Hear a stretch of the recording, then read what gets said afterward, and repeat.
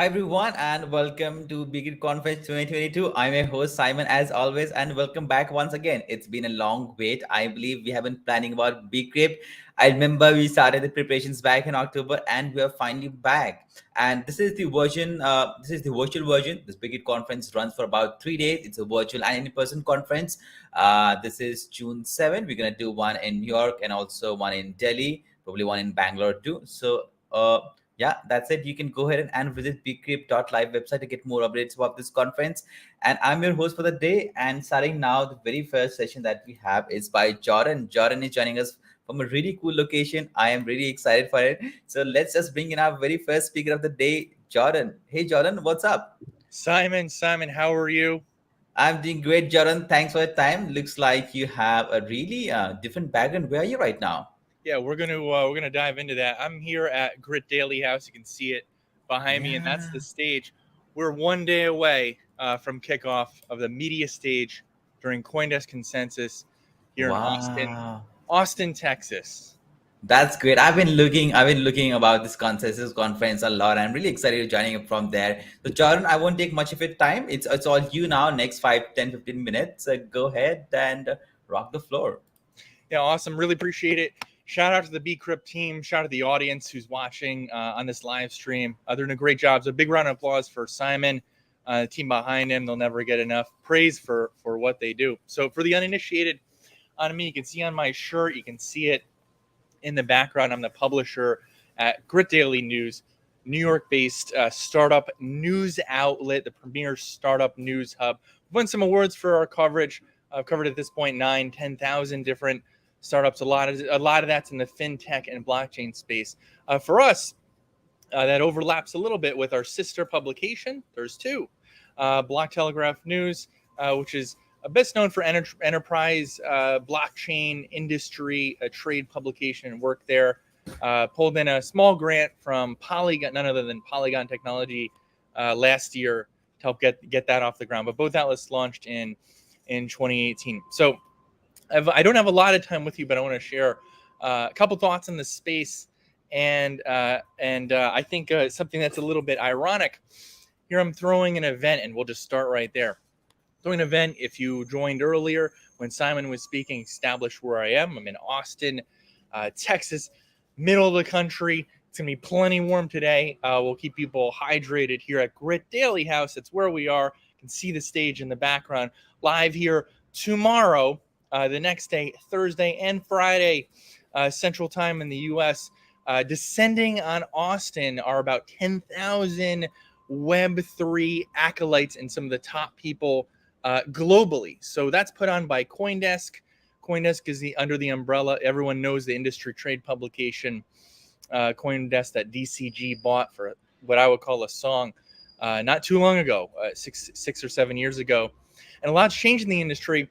One of the things that changes events. They've come back post-pandemic. So my first 3 points for you guys is what's so ironic? We're in a Web3 world. Everything's in the Metaverse. Everything's Web3. Everything's virtual. But you can't forget to get out there. Get out to the events. See the people. See the people that you are working with, and your peers working at other companies. There's a constant flow of awesome and cool ideas that are headed your way, and that'll lubricate the wheels of your own innovation in the Web3 space. Speaking of what we see, so I mentioned we covered almost 10,000 startups at this point at Grit Daily. We covered a lot at sister publication, Block Telegraph. Check that one out too. I see some awesome ideas coming out.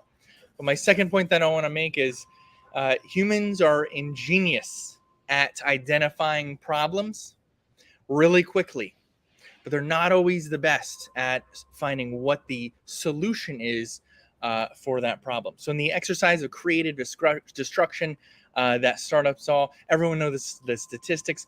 A lot of them fail. We've covered a lot of startups that have actually gone out of business. That's okay. But one thing to always think about is you might not necessarily, as great of your ideas, and I believe me, that comes from someone who gets pitched a lot in humility. I see a lot of pitches of really awesome ideas. What I would describe them as is turn them on their head, right? That is, they've identified a really cool problem to solve. but not necessarily the best solution. So in humility, right? The bigger you go, the more humble you go. That comes with your own ideas. Continue to potentially innovate and out innovate yourself. You are your own competitor. Make the adjustments and the changes that you need to get where you want to go. Every obstacle is actually redirection to an here. Let's do it this way: to an open door, for another solution that you might have for the problem that you're trying to solve. Might sound a little bit generic, but we've seen it time and time again. It's across all industries, all startups. I've done it myself, solved some of the craziest problems. Some of my own personal background in a former life, worked on 3D food printers at a company called Bhex. That's Beehex. Sounds like a coven of witches casting spells with bees. It's not. It was a 3D food printing company designed to or set out to feed astronauts on their way to Mars as part of Mars initiative. So as applied in our rule set of like my point number 2 from Jordan, grit daily, keep innovating, because our first solutions at BX weren't necessarily the best ones to apply for one or another reason. Third point, and I'm biased, and I'll end with this one. Media. A lot of misunderstandings about it. Let me dispel two of the most major pieces, and this is my third point for this talk. I said I keep it short and sweet as a courtesy to Simon, because he'll let me go on a lengthy soliloquy otherwise. Media, often misunderstood. You don't need to carpet bomb everyone. You don't need to yell from the rooftop about how great you are or how great your company is. Everyone is generally doing that.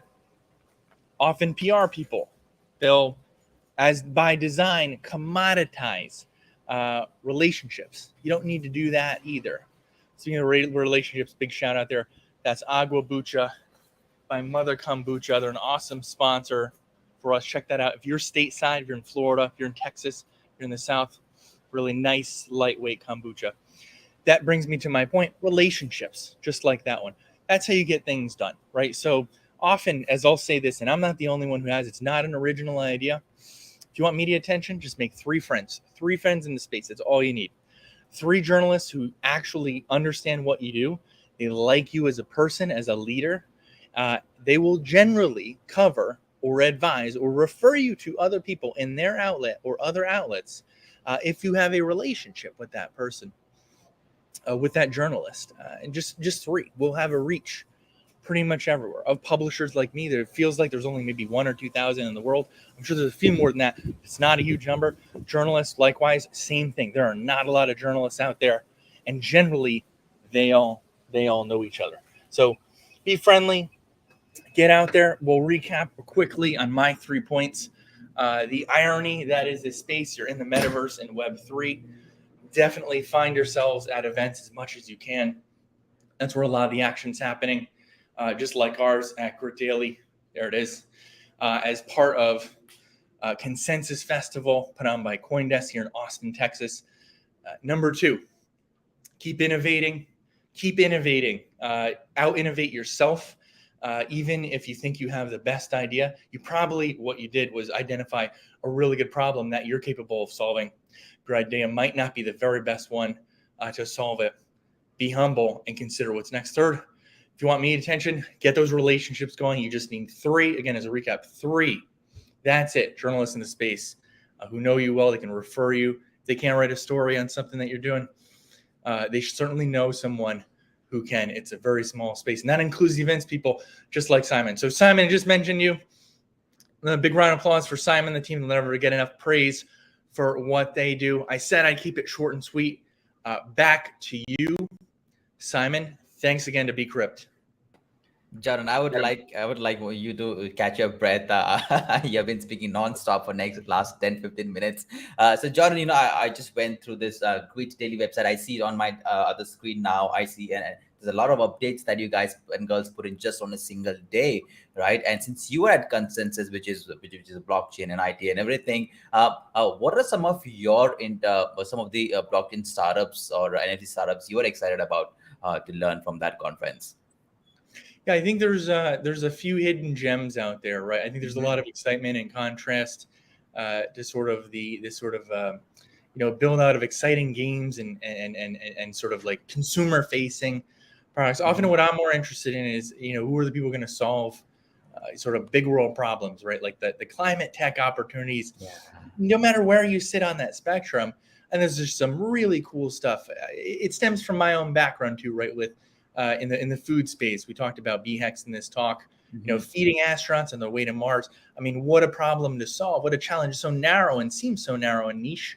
That applies to a lot of people. So back to Web3, blockchain in particular, a lot of really awesome ways where the unbanked and underbanked, Simon, can pick up some serious gains. There's some really cool tech out there that enable that. We all use it too. I think most of this audience now, a year ago, I would have taken a poll. Have you used USDC or USDT or there's EU and rupee counterparts, right? For those, and they're instant and transactionless, and it might seem like an insignificant thing. It might even seem boring, Simon, but those are the things that excite me the most.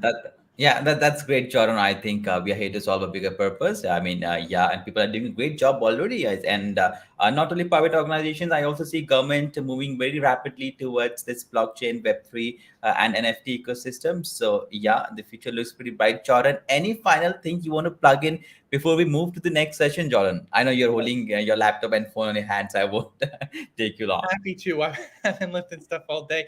The event space. Yourself, and it's a labor of love. Literally, you're picking up things, opening boxes, setting stuff up. A lot of that stuff you even saw outside.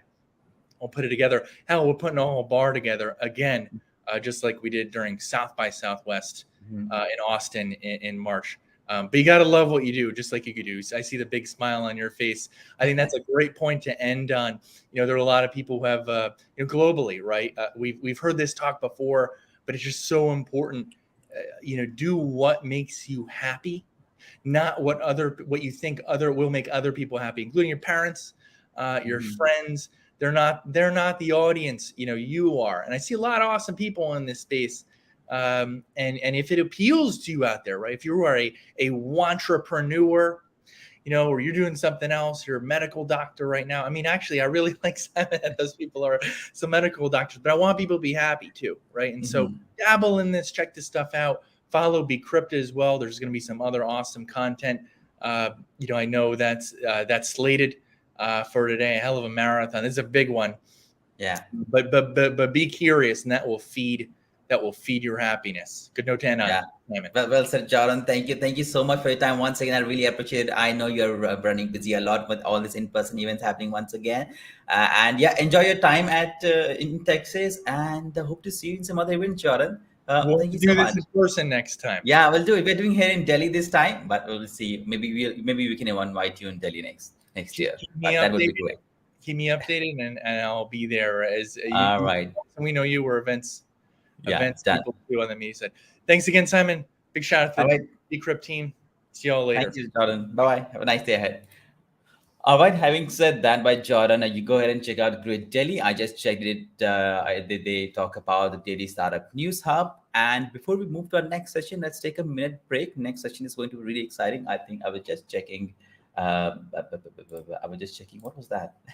I was just checking. The next session is by Paula. But before we move there, let's take a minute break, and I will be back. 20 years ago, a seed was planted and cared for. We painstakingly nurtured it and weathered it against adversity until one day it blossomed and the fruits of our labor began to show. Today, millions have learned, shared, and been inspired by what our community has produced. We proudly served 21 million users from 204 countries in 2019. For our 85,000 technical articles, code samples, and videos, our 450,000 forum questions, and our highly anticipated conferences and events featuring keynote panels, live streams, and industry experts and influencers, we recognize and reward members developers for their dedication to the community. Through content contributions and mentorships, we ranked number 2,620 in the world with a reach of millions across our social media channels. Thanks to you, our global community of software and data developers grows stronger each day. For more information, visit us at CSharpCorner.com.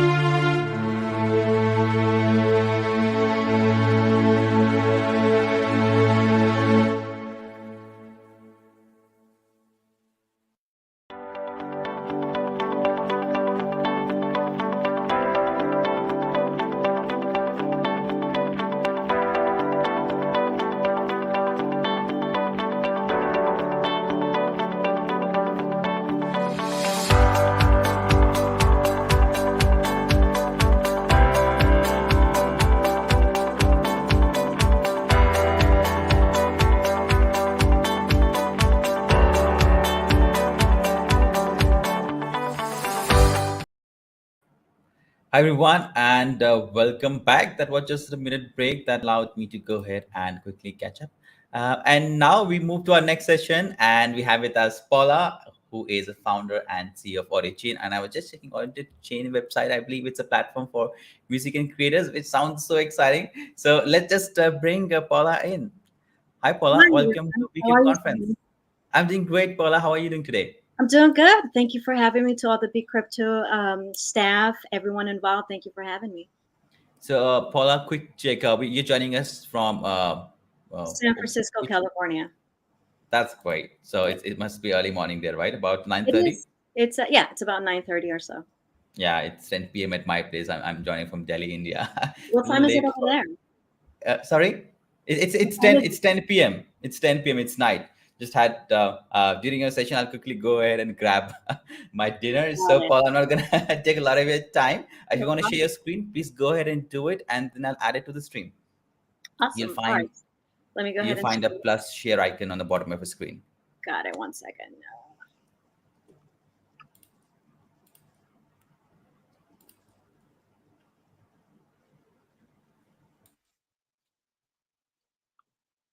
Okay.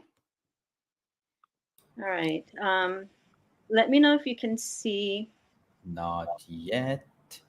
You'll have to click on that screen and then click on share. Let's see. Yeah, it's on share. For some reason, it's not coming up. 1 second here. Are you on Mac? Yes. Can you see it Thanks. now?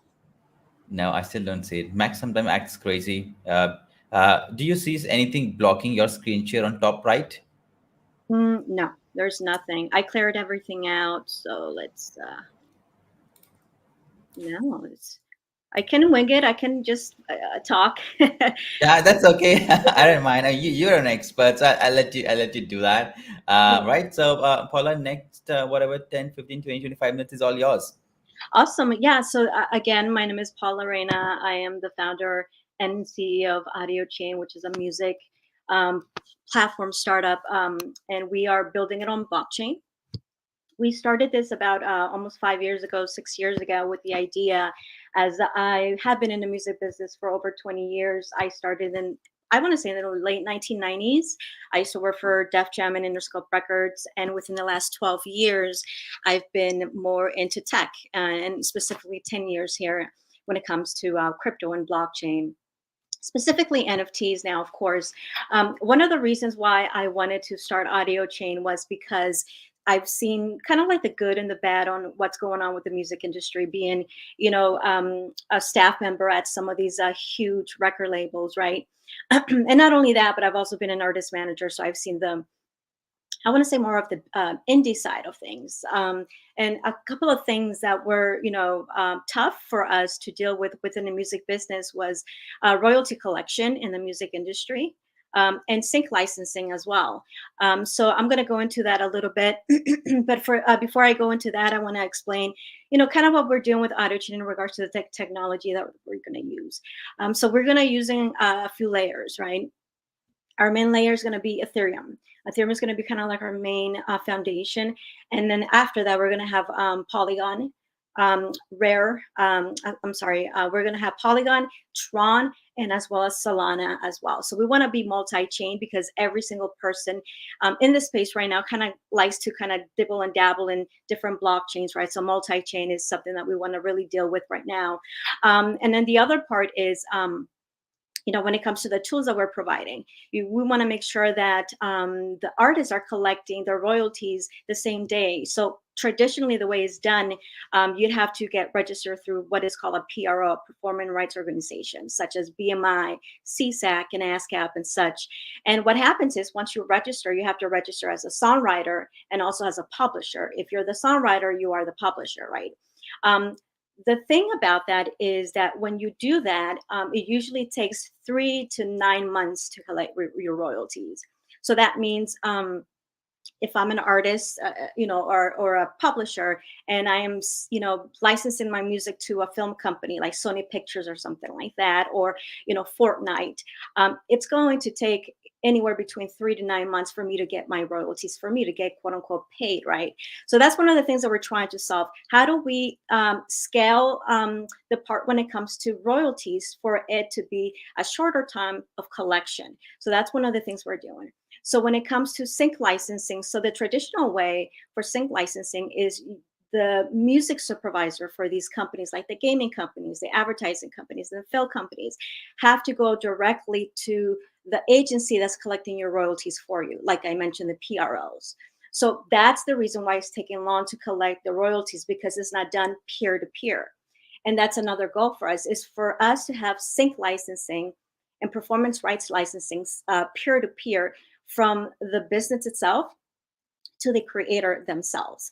That cuts not only time, but also the middleman, as opposed to, waiting, so much time. I mean, 3 to 6 to 9 months is just, ridiculously amount. It's like you working a 9 to 5 and waiting, 2 months for you to get your revenue, your daily profits, right? And it shouldn't be like that for the arts industry as well. Someone mentioned to me, it can be done that way, but there's always a middleman that's going to be kind of like in the way, trying to, make some kind of revenue themselves. And I'm not mad at that. But as far as the artists, I think it's time for them to get back to owning their own music, having that perpetual type of control to be able to, do transactions via their peers when it comes to businesses. And not only that, but it scales them too, and they don't have to wait that long. So those are kind of like the two main things that we're doing right now at the moment.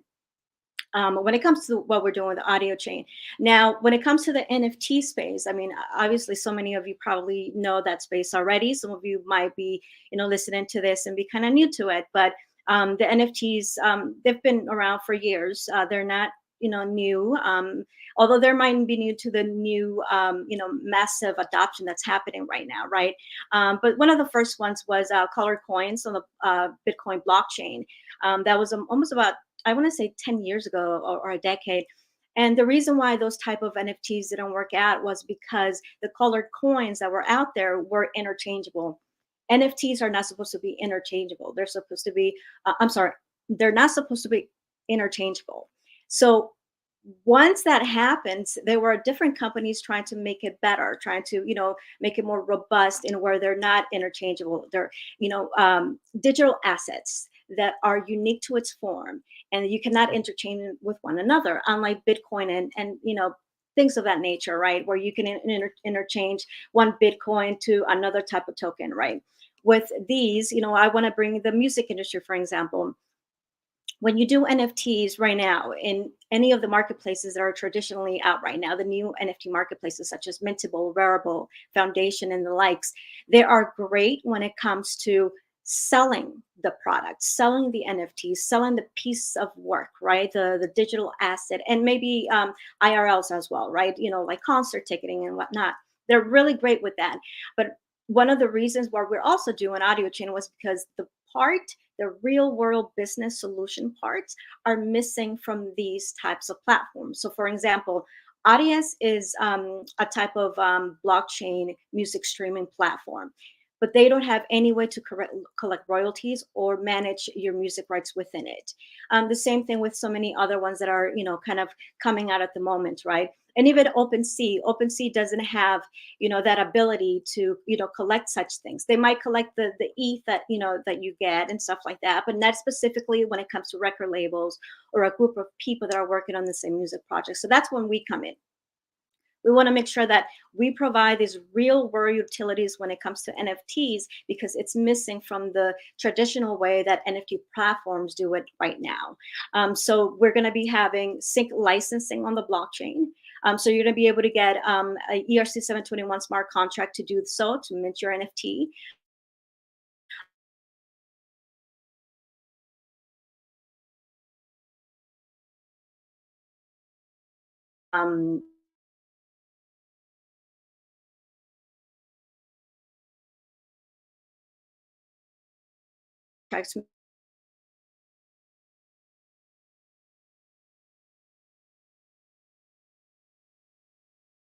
Tools. That's one. And then the last one is having a database for your music rights. So this comes with what we're calling the Music Rights NFT. And this is one of the first of its kind. So that Music Rights NFT will encompass everything that it has that information of the song. So all the metadata, who owns it, who is the copyright holder and owner, the publisher, the publishing split sheets, meaning who owns what percentage of that specific master recording, and also the musical composition itself. So this is done already in a traditional sense, but you have to go through one agency and another agency. So there's so many different documents and parts that you need. And what we're doing is we're combining everything I just mentioned in one NFT, and this is the Music Rights Master NFT. So you're going to be able to go to one place to do all of those things, where it's going to propel you to collect your sync licensing faster and your music streaming royalties faster as well. So that's kind of what we're doing right now. We are trying to educate as well the music community, especially the younger artists, producers, songwriters that are out there right now who are starting to kind of get into the NFT blockchain space, but they're not there yet when it comes to the information and the knowledge that you actually need. So for example, one of the things that I've noticed in the last maybe 2 years or a year and a half has been that artists, think that they're going to sell out their NFTs immediately. But one thing that I also want to tell everyone who's doing any type of NFT is that you still need a community. One of the things that I've talked to, my colleague is William Intricate. He created the ERC 721 standard. And one of the things we always talk about with him is that every time I do conferences or we do conferences, we want to make sure that we employ people that are doing NFTs to create some kind of fan base, some kind of community, because you're going to need it. It's not like you put one NFT out and it's going to immediately sell. You need that promotion. You need that ability to go from what you're doing to your fan, to make sure that the community is there for you, or else it's going to be like anything else. You're going to put out the NFT as a music asset or artwork, but no one's going to know that is there. So it's very important for you guys to that are doing such NFTs to make sure that you have a community that's going to be supporting you when you're dropping that NFT and launching it as a release, specifically if it's your first one. So that's something that we are really heavy on at Audio Chain. Every time someone signs up for to be on the wait list for a beta tester, we not only screen them to make sure that we're educating them, but within that registration you get an NFT, which is called the Crescendo. The Crescendo will allow you to have access to educational events that we're doing, whether it be a conference or a Zoom call or anything related to any information that we can put out there for these artists to be educated when it comes to the blockchain and NFTs. So that's pretty much what we're doing. We're really excited. We're going to be launching in 3 months towards the end of August. The first product that we're going to be launching is the Music Rights NFT. And after that, we're going to be releasing the licensing part and the actual marketplace. Late next year, we're also going to be releasing the Metaverse. So we've been building a Metaverse for almost 3.5 years now. and that is coming as well. And we're going to have an amazing, cool stuff there. We're partnering up with a lot of different companies, especially in the gaming industry as well, to make sure that we have a collaboration within the virtual world that we're creating as well. So Simon, that's pretty much in a nutshell what we are doing right now. And we're kind of hoping that this is going to take, into consideration when it comes to the music industry and how it's going to change in the future. I don't think the record labels are going to go away at any time soon. I think we see them more as a type of organization that provides funding for you. And because of their connections with PR and media and other outlets, distributors, a lot of artists, specifically independent artists, think that they have, the answer to everything, right? But one of the things that I tell artists that are coming into the blockchain space is you are your own person. You control everything. You are the custodian of your wallet for all of your royalties. You have to be very responsible for everything that you're doing because it's all you. Now, once you build a community, and whether it be through touring or through social media, then you're going to have more of a fan base to be able to support you and support what you're doing in the blockchain space. But it's very important to understand that the community needs to be there whenever you're releasing an NFT. And NFTs are here to stay. I tell everyone that, but I also tell this. I think that the NFT industry is going to have a similar to a crypto winter. Specifically what we had back in 2017 with the ICO craze. I believe it's coming. I think it's already starting. I think in the next 12 months, we're going to see that, not only because of what's happening with the market at this moment, but also because of what is going on with the regulations, with the SEC, and, all of that crazy stuff that's happening right now. So I think, we are definitely going to have a crypto like winner for NFTs. I believe, though, after that, it's going to subside and it's going to be the real world solutions, the real world NFTs that are really going to propel the mass adoption of NFTs, and that will bring the blockchain with it as well. As far as anything in the future that might be coming, of course, I do see the blockchain and NFT working with every single aspect of every single industry, as you have, seen right now. One of the other things that, I want to bring up is, the governments are going to start adopting, blockchain, even NFTs. I mean, I'll give you an example with this. The U.S. Postal Office a few months ago announced that they were doing now NFTs for their postal service. So this is one example of how the governments are going to use, blockchain and NFTs. Now, they might use a private blockchain as opposed to a public blockchain if you really think about it, but that's not to say that they're going to have to use a type of blockchain, because either they do it now or later, it is going to propel what is called the internet. There's a couple of companies right now creating different types of internets, decentralized internets at the moment. Tron is one of them. They're trying to decentralize the web. They have everything, kind of encompassing what you need to do so. There's another company by the name of NIM Technologies. They're creating the first decentralized Tor version on the blockchain, and their team is amazing. You probably know who some of their team members are, and I implore you to check them out as well. So the blockchain and NFTs are coming. I tell everyone, that when I do conferences, it's coming whether we want it or not. It's evolution, right? Just like crypto and dollars and gold. 100 years ago, when there were many paper fiat currencies, we had, the gold standard, and when that changed, everyone didn't want to give up their gold. They looked at the dollar like it was paper and it was crazy. The same thing's happening right now. Everyone thinks the blockchain and crypto and NFTs are not going to go anywhere, that it's a fad. Similar to 94, 95, when everyone was talking about the internet, that it was a scam and it was a fad. But I tell everyone, blockchain is here to stay, NFTs are here to stay, but we do need a lot of education, because this is a new technology, and especially when it comes to the crypto part.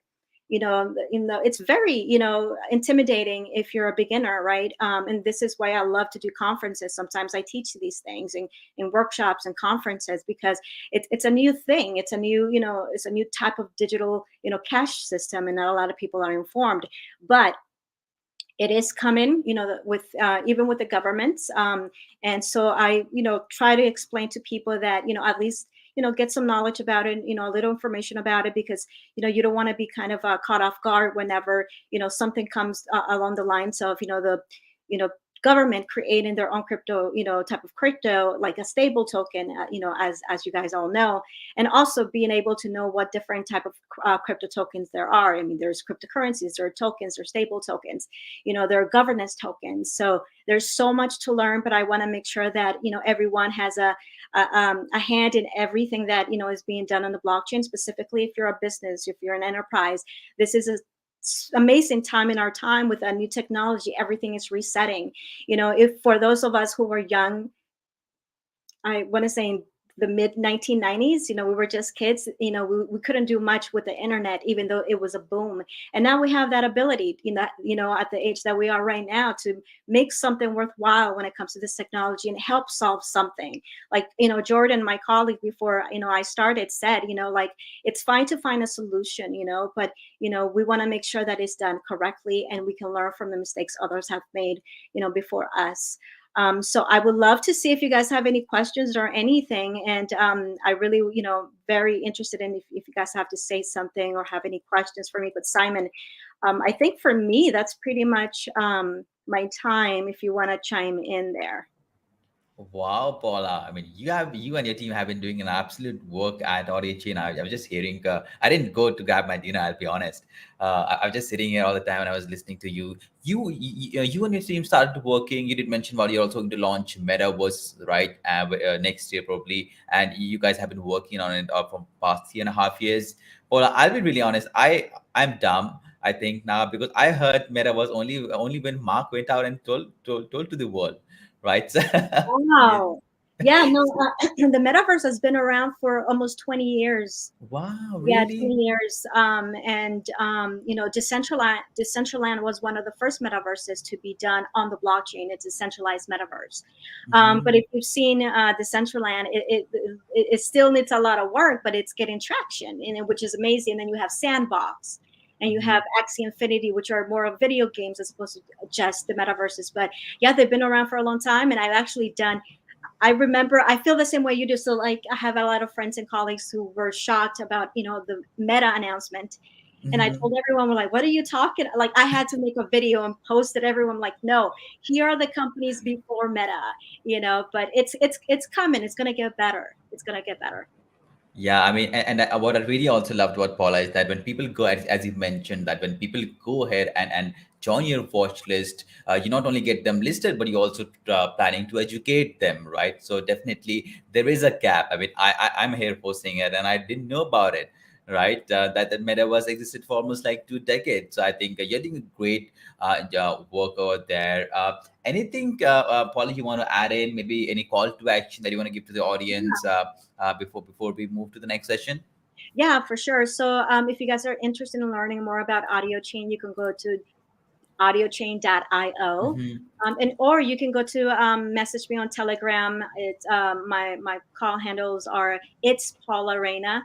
Also on LinkedIn is the same thing. It's Paula Reina. And if you want to email the company, you can go to email us at hello@audiochain.io as well. That's good. I've added your LinkedIn and I've also dropped the website URL in the comments. Please go ahead and join the Telegram groups. Probably that's where most of the folks are very active. And I also see you guys are. So what is the tentative date, Paula, for the launch? Late August. We're kind of going back and forth with 2 different dates, but late August is when we're going to be dropping the first beta test. We do have beta testers already in line, and the first product that we're going to be beta testing is the music rights NFT. Wow, and I believe it would be first on iOS platform, then on the Android. It's going to be first. It's going to be the website. We do have the app simultaneously being built, but first we're going to drop the website as well, and then we're going to do the app.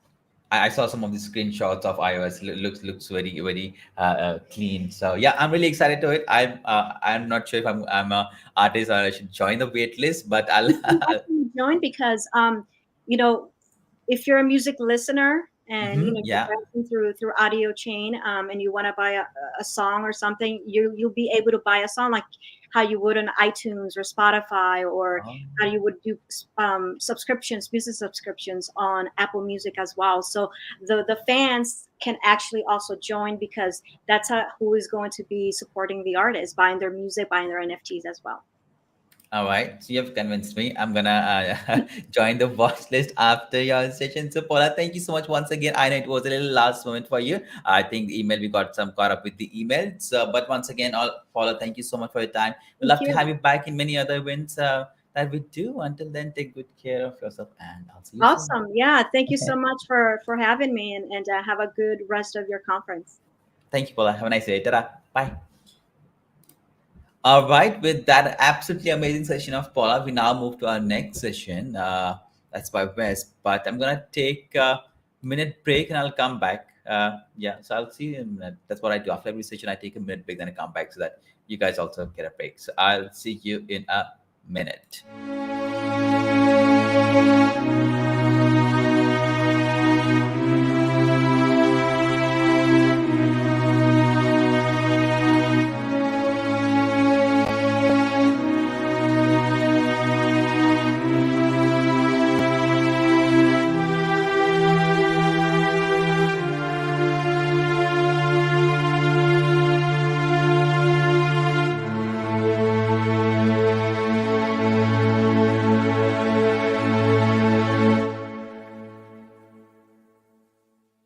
20 years ago, a seed was planted and cared for. We painstakingly nurtured it and weathered it against adversity until one day it blossomed and the fruits of our labor began to show. Today, millions have learned, shared, and been inspired by what our community has produced. We proudly served 21 million users from 204 countries in 2019. Through our 85,000 technical articles, code samples, and videos, our 450,000 forum questions, and our highly anticipated conferences and events featuring keynote panels, live streams, and industry experts and influencers, we recognize and reward members for their dedication to the community. Through content contributions and mentorships, we ranked number 2,620 in the world with a reach of millions across our social media channels. Thanks to you, our global community of software and data developers grows stronger each day. For more information, visit us at CSharpCorner.com.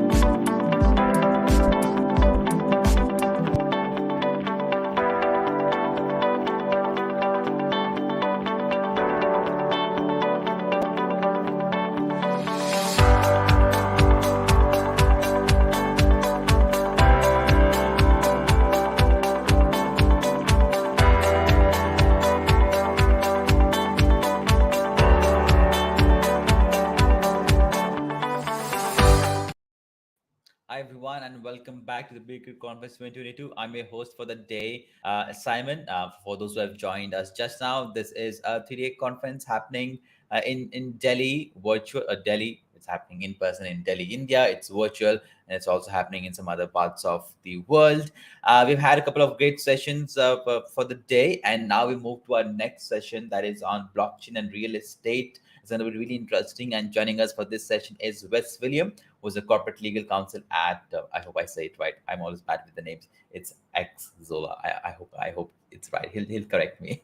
So let's welcome our next speaker, Wes. Hi, Wes. How are you doing today? Hi, Simon. I'm doing well. Can you hear me? Yeah, your audio is all good. First, did I say your company name the right way? Is that X Zola? How do you say it? Correct, Xsola. I mean, it's No. pronounced a few different ways, but I pronounce it Xsola, so perfectly All right. okay pronunciation. I like your hat. It's nice. Yeah, thank you.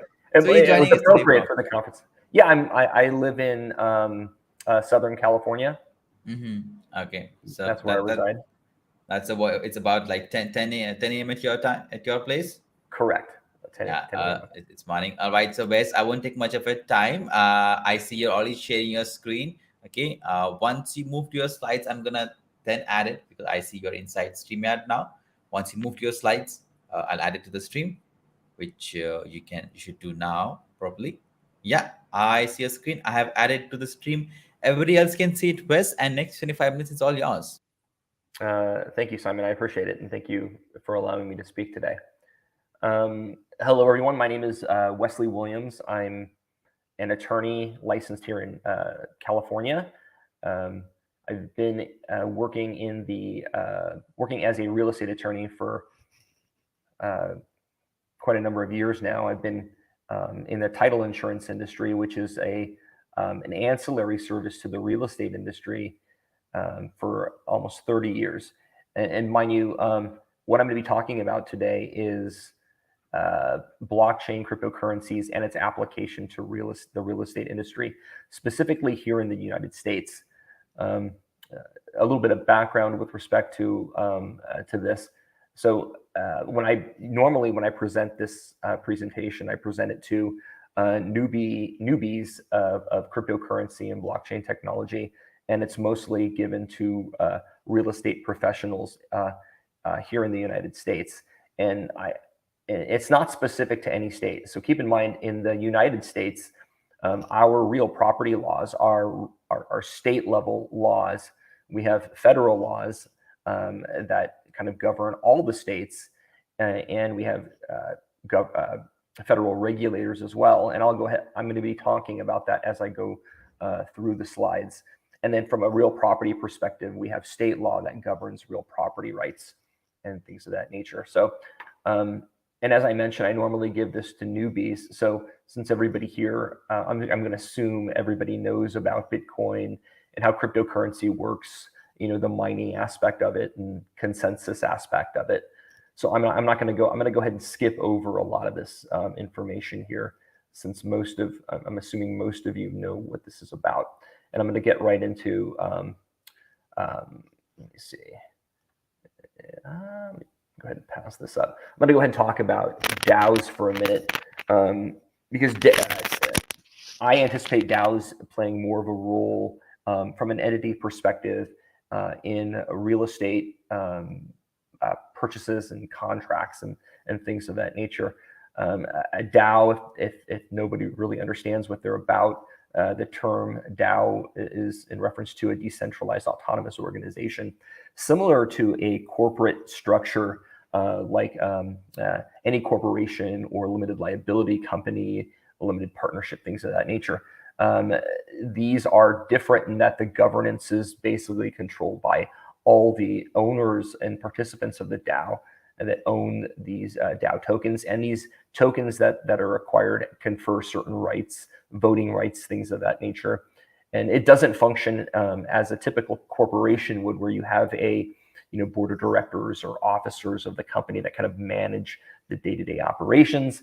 As I mentioned, it's done in a way that allows for a more democratized voting structure to occur within these these organizations. And from a legal perspective, there hasn't been any sort of legal wrapper for these DAOs. In other words, if there's some sort of contractual rights, or if there's an issue that needs to be resolved in a court of law, there really isn't any sort of structure that would allow it to kind of deal with these sorts of issues. And so Wyoming is actually created a legal wrapper in the form of a limited liability company for these DAOs to work under, because otherwise there is no classification. And if there was an issue, more than likely, at least here in the US, they would be classified sort of as a general, or viewed as a general partnership, which has its own types of issues and liabilities. And you don't have that corporate protection that, that kind of shields the shareholders from liability. In this case, the general partners would be responsible for, everybody would be considered a general partner. Therefore, everybody would be responsible for all the liabilities of the organization should something go wrong. And this sort of brings into the next issue of, when you're dealing with real property rights, you're going to be dealing with state level laws, as I mentioned. And real property has its own set of laws that you have to contend with. A lot of it is general common law amongst the states, but as I mentioned, each state has its own laws. And bringing in the use of cryptocurrency brings its own set of laws and issues and regulatory issues, which really aren't well settled here in the US. And as I mentioned before, I'm going to be speaking solely to the US legal and regulatory issues, because each jurisdiction has their own set of laws, including the European Union, as well as all the other countries out there that are having to deal with these issues of cryptocurrency, because it is a global phenomenon. It's not localized to one jurisdiction. So here in the US, one of the big issues is the classification of these tokens. How are these tokens classified? And anybody who's been in the cryptocurrency space long enough knows that the SEC has sort of kind of taken the lead on this, but there really is no well-settled regulator that regulates these assets. And really there is no legal definition of what's considered, a security token, as opposed to some sort of utility token, i.e. commodity token, and then a payments token, sort of like a stable coin, or any of these other tokens that we have out there, even NFTs right now. Most people just assume that these are commodities, but the SEC has also kind of chimed in saying, hey, we think these also may be securities. So getting back to this, from a legal perspective, you're looking at classification of tokens. What are these? Securities? Are they commodities, payment tokens, derivatives, etc.? You're going to have UCC provisions, which is Uniform Commercial Code provisions. It's laws that relate to personal property issues and not necessarily real property. But like I said before, because if you're going to be using these tokens as some sort of digital representation of real property assets, you have to consider all these laws when dealing with cryptocurrencies, or i.e. tokens. So let me go ahead and continue. So jurisdiction obviously is one of these things where these tokens are going to be traded. There's privacy concerns that you have to look into at the state and federal level. And then taxation, how are these tokens going to be taxed? Okay, back. So as I mentioned, at the federal level, because here in the United States, each states have their own laws, and then at the federal level, the federal government has its own laws as well. So as I mentioned before, from the perspective that these tokens can be classified as a security, the SEC is the regulator when it comes to regulation of securities, investment contracts, things of that nature. Then you have the Commodities Future Trading Commission. They're the regulator that regulates commodities.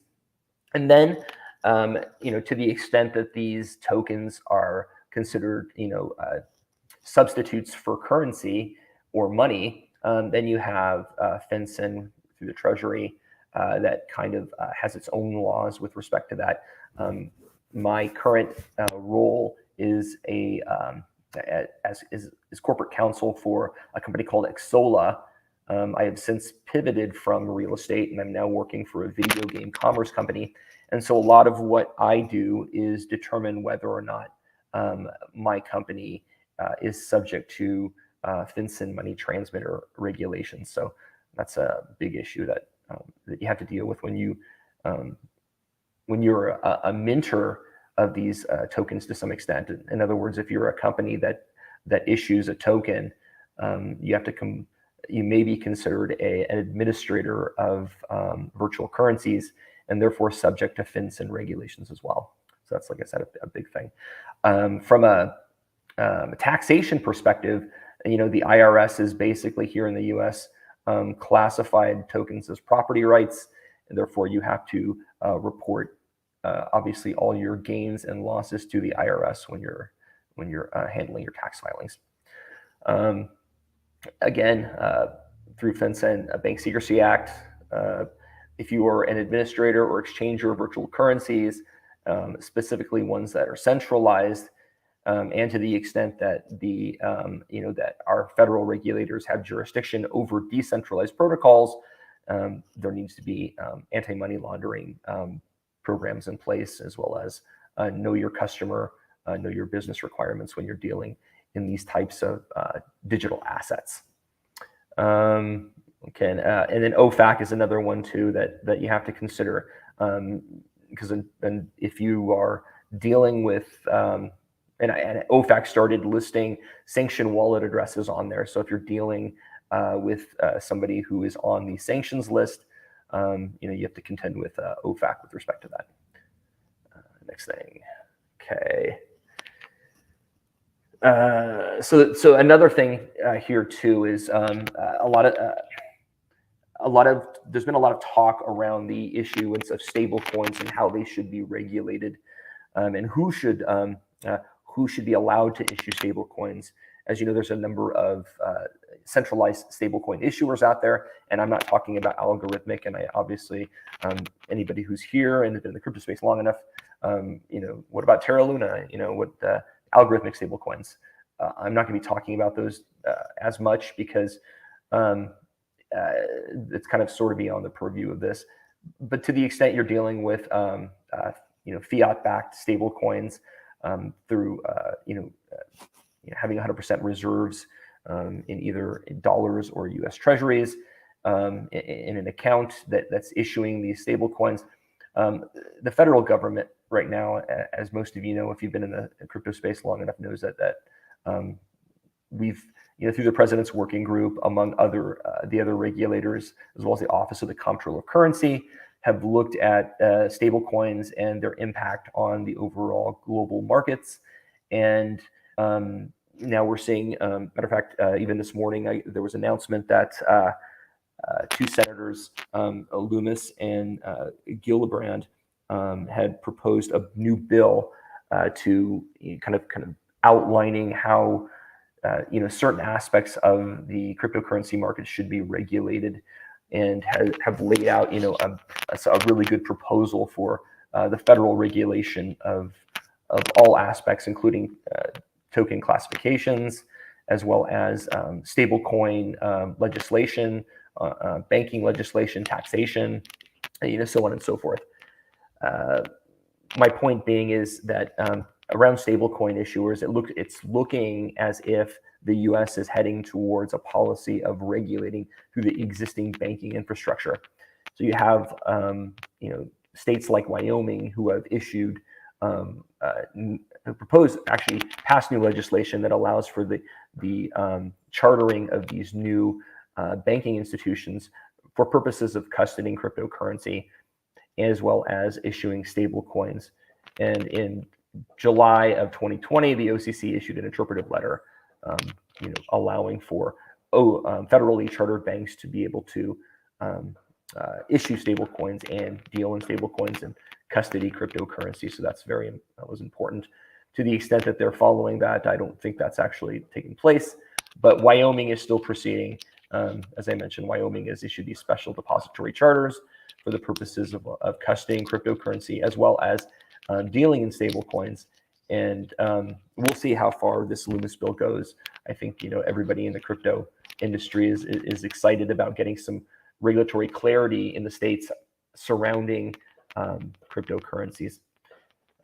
State licensing is a large thing right now. If you're an exchange, a cryptocurrency exchanger, in other words, like, for example, Coinbase, a lot of these cryptocurrency exchangers are obtaining money transmitter licenses, which means you are subject to FinCEN registration and reporting requirements as well, and compliance with Bank Secrecy Act. New York has its own license regime. It's the BIT license.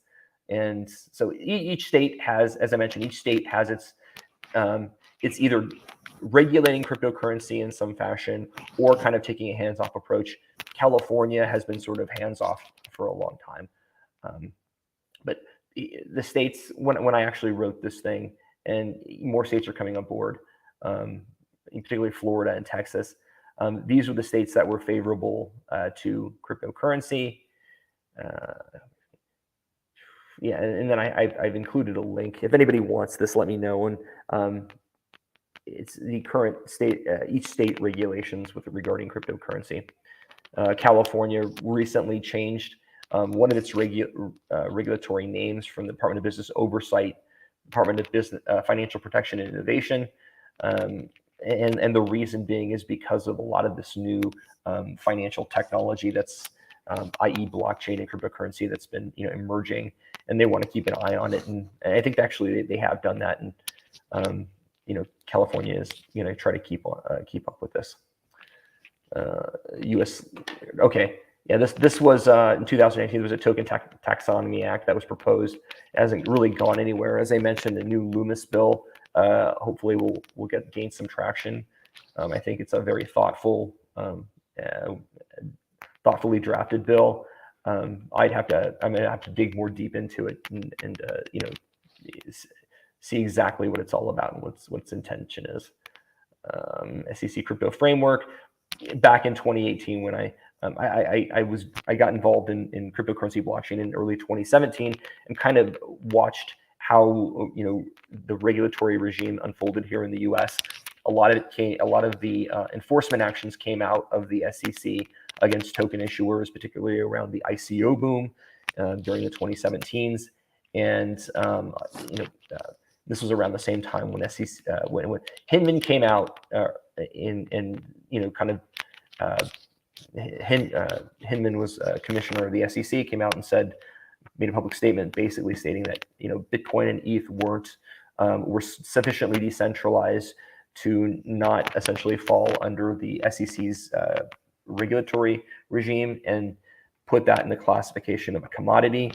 And Hester Pierce, also called Crypto Mom, she's works with the SEC, and she's been pushing for more thoughtful legislation and trying to propose a framework to help allow companies that were kickstarting these blockchain type and crypto projects to allow their project to kind of give them a safe harbor while they build out their decentralized network. That really hasn't taken place, since Gensler came in as the chairman of the SEC, and he's been, even though some crypto proponents thought he would be a good thing for the SEC, turns out he's been very aggressive against crypto projects in general, and has taken a position that most of the tokens that he sees have also been, in his opinion, securities. And so he's taken a very, like I said, aggressive approach, and has just brought a lot of enforcement actions again against these token issuers. Okay, the next one. So here's where we get to the real estate aspect of it. So within these next slides, I'm gonna go ahead and talk about how, what applications crypto projects present in the US when it comes to real estate, and then give some examples of some of the types of projects. I'm not going to get into all of them, but from my perspective, how I'm seeing this unfold here on the real estate side when it comes to the application of these cryptocurrency and token projects and NFTs in the real estate space here in the US. So back when I first started looking at these things in early 2017. The land registry systems were a big one. There's a lot of countries out there that don't have land registry systems. In other words, a way for allowing for the recordation of a document that will give notice to everyone that you own a certain property or you have certain property rights in a specific parcel of land. So some countries have, brought in the use of blockchain technology for that purpose. Here in the States, we have very robust land registry systems. Most of them are what are called a deeds-based system, where the parties to a real estate transaction, the obligation is on them to record the documents to give notice to the world that they have an interest in a particular parcel of land. There's what's also called a torn system that we have adopted in some jurisdictions here in the U.S. It's more akin to a government land or government guarantee or land system. In other words, you go to court and you have an attorney help you and assist you, and then you basically at the end of the transaction get a certificate that shows that you are the owner. Here are all the liens and encumbrances against your property, and a judge certifies that in fact your title is as stated on this certificate, and it's backed and guaranteed by the government. Now, that's a torn system kind of in a nutshell. There, like I said, very few jurisdictions here in the US have that. Australia is one that has a very robust torn system. And in jurisdictions like that, in my opinion, blockchain and crypto are would be very beneficial. In a deeds-based system, there is no state guarantee, which is why you have title insurance services here in the US. And so in those systems where it's deeds-based and you have a title guarantee through a private company that insures title, it's a little more difficult to integrate these types of technologies without having to utilize that intermediary for that purpose.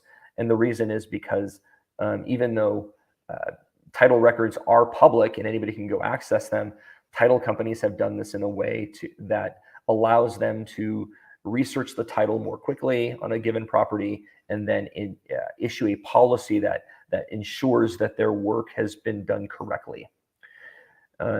So on the land registry side, you've had some experimentation here in the US through a company called Velox. They're no longer in business. Proppy, who is still in business, did some similar thing in Vermont. Medici Land Governance is another one, has done things in Wyoming. Really hasn't been a lot of press about that. But nevertheless, that is that. Some of the obstacles in the US, as I mentioned, when it comes to the land registry system, we have over 3,000 counties in the US, and there really is no consensus amongst the registration offices, which are typically the county recorder offices, that have whereby they would like to utilize some sort of maybe closed or private blockchain for this purpose. Like I said, each county recorder has its own budgetary requirements and constraints. Some are more technologically focused than others, and it varies. So it's been difficult to even get a consensus. As I mentioned, a deeds-based is our state guarantee program. Iowa is one of the states that has a state-run guarantee program, which I think blockchain would work perfectly for. State recording statutes. Okay, so here's another thing too. So there's been a lot of ideas about individuals recording or taking their ownership title and putting in a blockchain. That really is of no legal effect. It gives really no protections. The only way to give constructive notice and to avail yourselves of state court systems to protect your ownership rights is if you record at the county recorder office level. Any recording that you would do in a blockchain is secondary and as of no effect, at least right now, until recording statutes here in the United States change. Okay, and then I mentioned other jurisdictions, Brazil, Republic of Georgia, Dubai, Australia. Yeah, these companies have experimented with these types of systems in other jurisdictions utilizing blockchain to some success. And yeah, that's basically it. Okay, the next issue here in the US when it comes to cryptocurrency is the purchasing of real estate using cryptocurrency. Now, because, as I mentioned before, most jurisdictions require the use of a title company and escrow services. In other words, an escrow functions here as a kind of a neutral third party that assists in the facilitation of the transaction between two parties who don't know each other, right? Escrow holds the deed. Escrow basically holds the seller's deed and the buyer's money until certain conditions are met with respect to the sale. And then escrow transfers the deed to the buyer, and buyer transfers the money to the seller. And then that's in a high level how it works. So, and title companies kind of function as, here in the US, as that provides that escrow service to the buyer and seller and the lender if there's a lender involved. So basically having a wallet to wallet transaction they're becoming more common, although they're not as prevalent as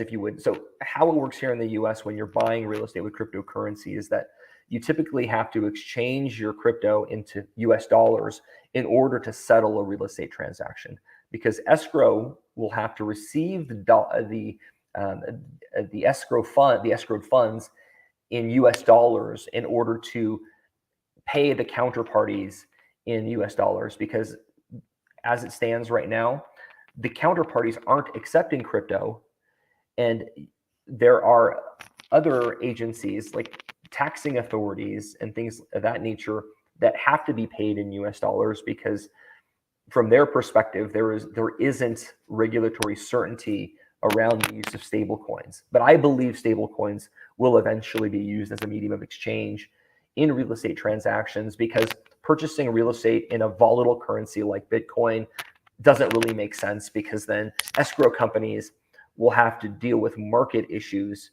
if the price of the Bitcoin drops, or even issues when the price of Bitcoin goes up. They have to, if it's more than what they bargained for, because when you go back to how these escrow even works in their transaction, they take their instructions from the parties with respect to the purchase contract, and the purchase contract has to be written in US dollar terms. Right now, they're not being written in the form of however many Satoshis or however many Bitcoin. That's just not how it works here in the US, at least not yet, because as I mentioned before, crypto really isn't used as a medium of exchange, although people are wanting to do that. But nevertheless, they're having to exchange it out into US dollars, and that's typically done through an exchange intermediary like BitPay. BitPay kind of assists in the facilitation of that. And there's a few other ones, ForeignPay, that does it as well. Title companies also won't accept cryptocurrency. They're going to want it converted first, and they'll accept the US dollars, and then they'll essentially settle the transaction in a traditional way. Okay, purchasing real estate cryptocurrency. So yeah, another thing you have to consider. Another thing you have to consider the taxation issues. As I mentioned before, cryptocurrency doesn't qualify for a 1031 exchange. So you're going to have to consider the taxability once you convert it from crypto into fiat dollars. And as I mentioned before, escrow has to consider FinCEN geographic targeting orders, because they're subject to that, and OFAC checks as well. I'm running out of time, but real estate tokenization, NFTs, this was we were talking about before. Real estate, this is happening here in the US, and I'm going to kind of bypass this and get into some examples, because I know I'm running out of time. So everybody knows what a non-fungible token is at this point. So the way I look at it is I classify it in two different models. So Propy has a model. Propy is a company that has been claims to be one of the first to NFT real estate. And then what they've done is used a special purpose vehicle for that purpose. And what is a special purpose vehicle? It's basically a corporate entity a shell, like a limited liability company. So in this case, what the owner of the property does is they transfer their property from themselves into an LLC, and more likely a member managed LLC, whereby the owners own 100% interest in the LLC. And then what Proppy has done is tokenized, by way of an NFT wrapper, that member interest in the LLC, and then they've listed it on a marketplace for auction. Excuse me. And then they sold it to the purchaser 100% of the membership interest. In my opinion, basically looking at this model, this would look more like a sale of an equity interest in an entity, thereby following it within the purview of a security, in which case, which may implicate SEC regulation, even state blue sky laws. So you're going to have to be very careful when looking at the structure. If you're a real estate professional wanting to tokenize, real estate company wanting to tokenize real estate in this manner, you're going to want to make sure that you comply with all the SEC regs when doing it. And I'm sure that's what Proppy is doing in this case, is following those laws. And then there's other models in this case, which does involve still the creation of an LLC entity that holds title to the property. But in this case, and I have worked with a company before that's doing this, and they're putting this, they're creating these tokens. Basically, what they're doing is they're tokenizing a leasehold interest in the property, which instead of it being a security, what they're doing is in fact creating an NFT that's going to represent a long-term lease in a property. And this could be for whatever term, a 99-year lease as well. So I think you're going to start seeing a lot of these types of different and unique concepts coming out, because at this point, tokenizing the actual deed there is no legal framework for that, for allow that to happen. So, and the reason why I say that is because it also involves, giving constructive notice and then transferring that interest through the public records. And there is no way to do that from a blockchain perspective. But an NFT under a lesser estate, like a leasehold, you can do, and you may be able to transfer the leasehold interest through an assignment using crypto technology by way of an NFT and blockchain. So in this case, what they've done is created they record a master lease against the property that then connects to a hash of the NFT. So you'll have the record document connected to the NFT in that way, and then the NFT will trade on the blockchain and get transferred on the blockchain, and then you can track ownership rights through there. And this, from my perspective, looks more like the transfer of an interest in real estate, which it is, taking it out of the purview of a security, and which allows for a number of things, right? Access to DeFi protocols like MakerDAO, even fractionalization of these tokens by way of a sublease, where you can have maybe like a timeshare interest in these NFTs. That's that. So, and then I'm just, additional applications. As I mentioned before, this is basically created for real estate professionals that don't really have any experience in crypto and blockchain. So obviously, and I talked about various things. This is what's interesting here too. I think it's super interesting that you're going to start seeing the connecting of virtual worlds to actual physical real estate properties. Like, for example, Super World, you may know of, is one that's a digital representation of real world properties, right? And then they're sold by way of an NFTs. So you'll have these. You'll start to see structures where you actually own the real property, and then the metaverse version of your property as well. And then those will be transferred maybe, alongside your real property transfer, right? You'll transfer your real estate, and then maybe the title company will assist in transferring the virtual version of your property as well. And then there may be a segregation of that too. And to the extent the market sees value in this, I mean, it's kind of really, we're still in the early stages of this technology, and people see value in everything. I mean, look at the you know the value of these NFTs right now. I mean, some people look at these digital images and go, I would never pay, you know, hundreds of thousands of dollars for this, but somebody else does see value, and they do that to the extent that these are maybe wash trading, or I don't know, but nevertheless, I mean, they may see value in these things. I think, I mean, that was a quick presentation, but that's it for me. Any questions?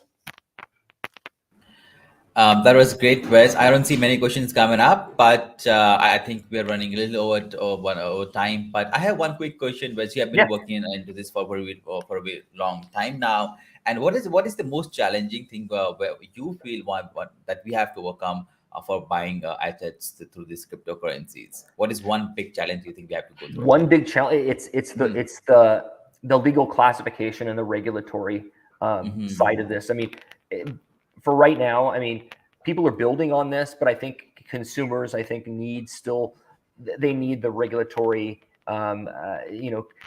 the regulatory clarity and consumer protections around these things. I mean, they're buying these tokens and they really don't know what they're buying. And so you need the regulation, you need education. It's huge.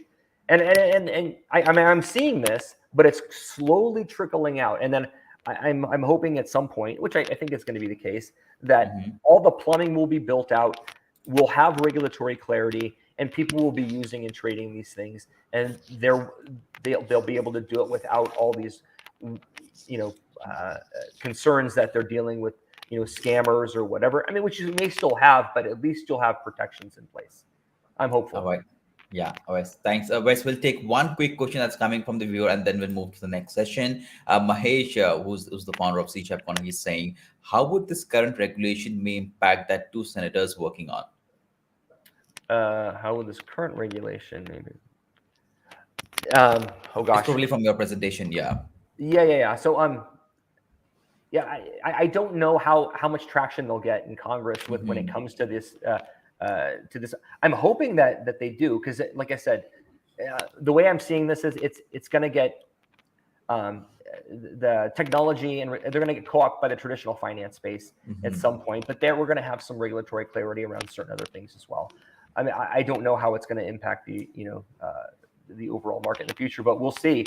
I mean, I'm hopeful that I think the space here at least in the US, we're clamoring for, regulatory clarity, because we want to be able to make sure that we make a good faith effort to comply. And I think that's really the only thing we can do at this point is, do our best to determine which, regulatory regime we fall under, comply with those regulations, and then hope for the best. At least I'm hopeful that this will give us some clarity moving forward. Yeah, and one quick question he's asking: do you also provide these services? Probably, you can reach out to. No, absolutely. Here, you can find me on LinkedIn. You can find me on Twitter. You can find me on. I'm all on social media applications. I currently work, like I said, I'm counsel for Xsola right now, but I'd be more than happy to talk to anybody who wants to discuss these issues. All right, Wes, I won't take much of time. That was a rocket space session, I would say. Thank you so much. I believe everyone who joined in definitely get to learn a lot from your session, and it will help them out. Any final thing you want to plug in before we move to the next session? I'm okay. Have a wonderful day, everybody. Have a wonderful All right, thank you, Wes. It was lovely meeting you. Hope to see you soon in some other event. Bye. Have a nice day ahead. You too. All right, with that absolutely amazing session, we now move to our next session, which I believe is very interesting, because next session is going to be about investment in blockchain, crypto, metaverse, or an NFT companies. I mean, we have been doing it, right? I mean, everyone goes and does it, but it would be great to hear from an expert like Brian, who's the next speaker, who's going to talk about these investments. So without any further ado, let's bring him in. Hi, Brian. Welcome to Bcrypt Conference 2022. Hey, Simon, very nice to be here. Nice to be here with you. I'm sorry, Brian, to keep you waited for about 5 or 6 minutes. I know we're running a little late. You are okay. So apologies for that. You are okay. So listen, I will kick in and give an overview. And look, my objective here for everybody is just over the next 25 minutes or so is to give you as deep an understanding from an investor perspective as to what we invest into and what's hot and what's not in blockchain. I'm not going to do presentation slides. I'm not going to, that's not my thing. I'd much rather just talk about this and talk about kind of where we do, how we do it, and maybe give you some bullets that you can take away afterwards and use when either you're investing in blockchain or you're looking at everything else. So let me create some context around this before we dig too deep into this.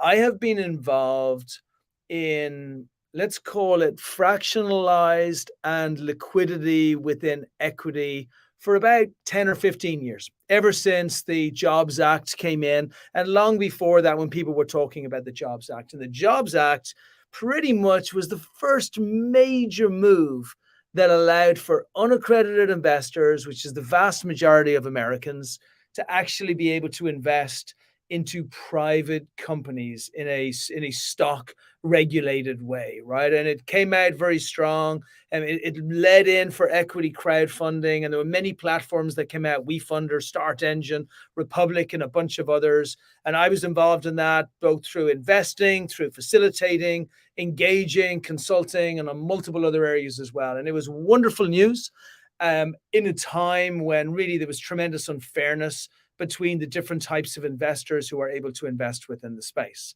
Then, probably around, let's say 7 years or so ago, then tokenization came out hot and heavy. We had already been doing fractionalization and liquidity by bringing in equity crowdfunding in Reg CF and Reg A and Reg A+. But now a new thing came out. And it came out of the gates really strong.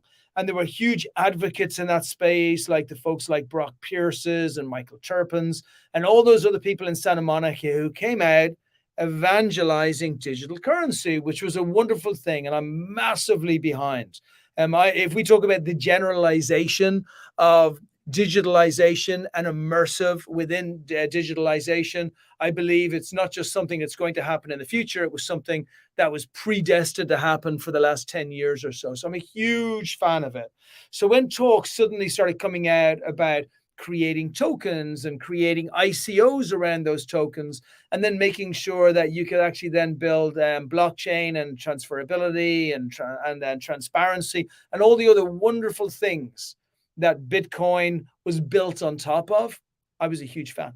And I knew that this was going to be something for the future. However, here's the problem with life in general. And you realize this as you get a little bit older and you start to see it happen over and over and over again, is that within everything of absolute beauty will be some idiot or some bunch of idiots who are absolutely prepared to destroy it, to get as much as they possibly can for themselves.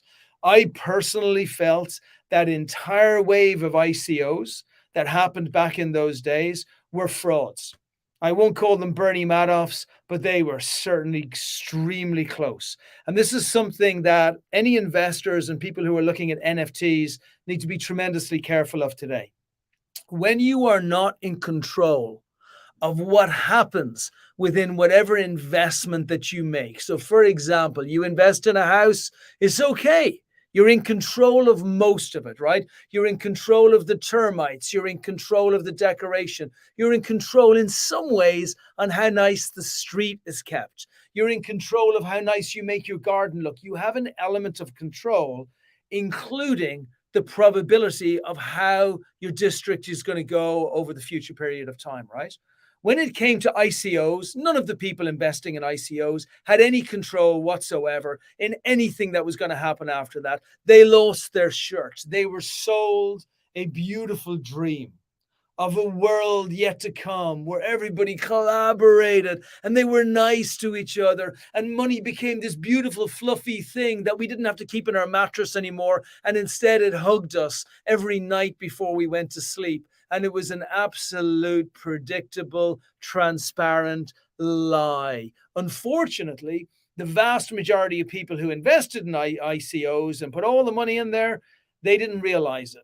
They were duped by the fact that nice things were said. They weren't smart enough in the investment space within crypto to understand how bad of what they were actually investing in. are they just generally weren't that smart in general, right? That was pretty much the criteria of the three groups of people that invested in there. And then what's happened since then, this is why when I look at the US government and I look at their hesitancy about bringing any type of regulation, I agree entirely with them. Why would they do it when everything that's beautiful that we're trying to build is absolutely destroyed by a bunch of scammers and idiots who just want to make quick, fast cash for themselves? Now, over the past 5 to 7 years, the ICOs have disappeared. The names have been replaced. Now we have SAFs, which are coming out, which look almost like the loan agreements that are giving when you invest in equity. And we're starting to see some utility within some of the tokens, but only some. The vast majority of tokens I see there are absolute unadulterated trash. They wouldn't get $20,000 raised from someone like me or somebody like me because there's no real utility built in there. It's just a beautiful flow. Two conflicting opinions of this. Number one, crypto, blockchain, digitalization, immersion, digital images are beautiful things that will exist in the world and will do incredibly well, and they will take over our society. No question. It was always coming. It's always going to come. My other opinion is there's so many idiots still out there who see you as a mark. They see you the same way as the people on the telephone who call you up from some country over in some foreign land and tell you that a prince has left you $10 million. And if you only give them $100,000, you can get a ton of money and become rich tomorrow. There is no prince, right? You don't understand the token. The utility is not going to survive going past a difficult time. And just be really, really, really careful. Don't just follow the hype of some Hollywood A-list actor who has no frigging clue anything about tokenization, fractionalization, liquidity, or anything else. Follow real live metrics of how good this product is and how long you believe it's going to last in the community. Now, we have invested in tons of great companies. Almost all infrastructural are massively experiential. One of my favorites, Solid Block, doing incredible things within the real estate space. They want to fractionalize and create liquidity for small investors in real estate everywhere in the world. Imagine that I can have a fractionalized ownership in the Ritz Hotel. Imagine that I can have fractionalized ownership in my golf club, in anything, right? It is a pure, awesome, phenomenal utility whereby a token can be built into being able to track all of the people who have been members and owners of that. So love those guys.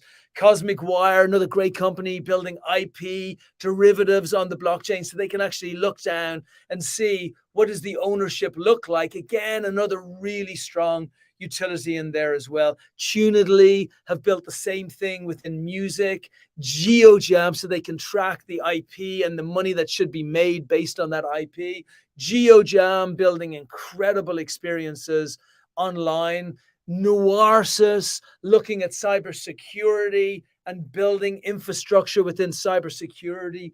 Zeev, another company which is based on the infrastructure that are building communication nodes. So my advice to you as an investor who has invested in a ton of these companies and incredibly happy with the investments we made into them, just be super careful about the people you're investing into. Don't just do it because you went to a networking event and you met someone who happens to have 2 million followers and they're like, hey man or woman, you should invest in this company. Chances are it's a piece of crap, like the other 99% of the crappy tokens that these people are putting out there. Okay, so that's my thing about tokens. Now, I want to jump into the metaverse and I want to look at NFTs as well.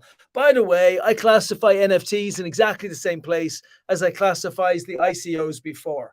The vast majority of you, first of all, is the idea of an NFT awesome? It's great. I love it. You know, my kid was brought up in the digital world. I was brought up in the analog world. I liked analog stuff. My kid likes digital stuff. My kid's going to take over the world along with every other kid his age out there. I'm not going to exist in the future. Digital's going to win. Okay? No question.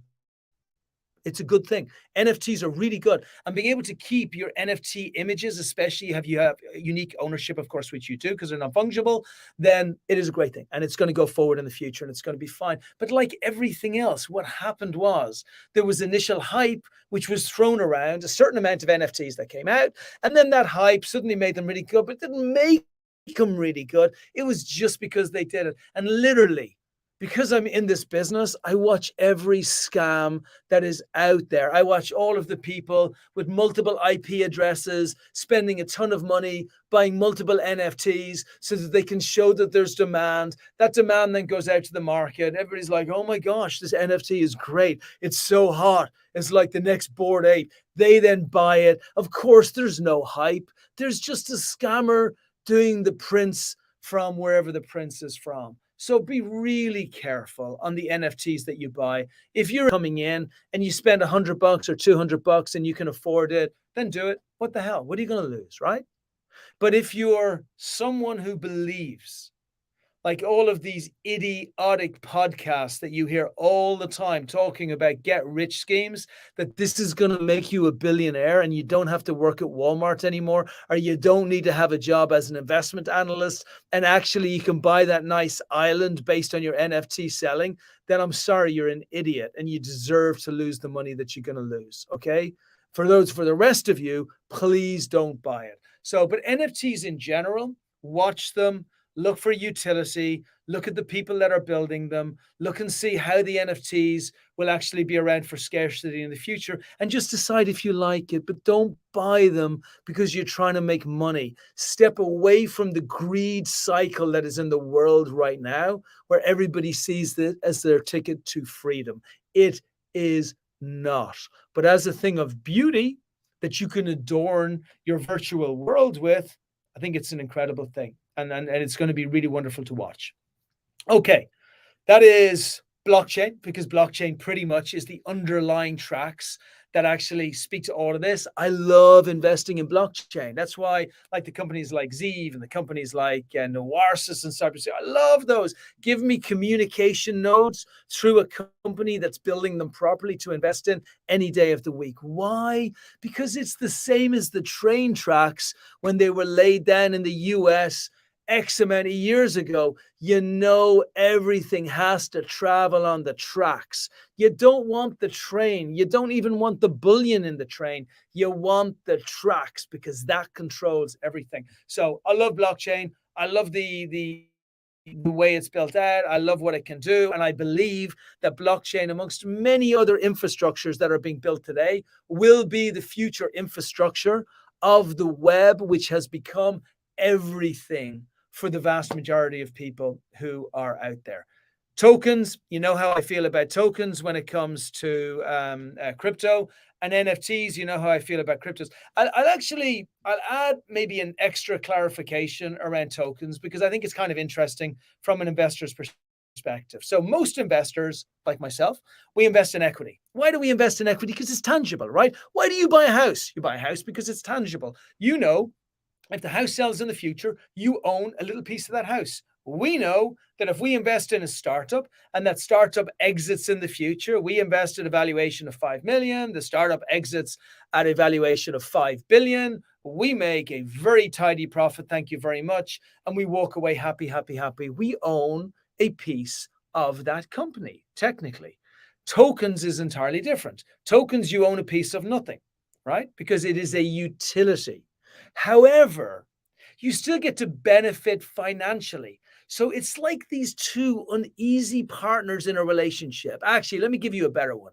It's like a husband and a wife, or a husband or partners who hate each other's guts, but they stay together for the kids, right? That's exactly the relationship that they have, because there is absolutely no reason in the world why there should be two mechanisms to drive value for investors. And yes, I believe the vast majority of people who buy tokens are buying them for future investments. You can use any caveat you want to say why you are not doing that, but we all know that if the making money was taking out of it, the vast majority of you would step away from it. So if you like a token and you want to buy into it and you like the tokenomics and you think it's a lot of fun, my advice is exactly the same, with the exception of the top tokens, which a lot of people are already in and institutions are in as well. So you're not going to be the sucker at the poker table. You want to be really careful of those. And if you put money into it, put money in that you can afford to lose. Okay, Metaverse. Last 5 or 6 minutes, I want to focus on that.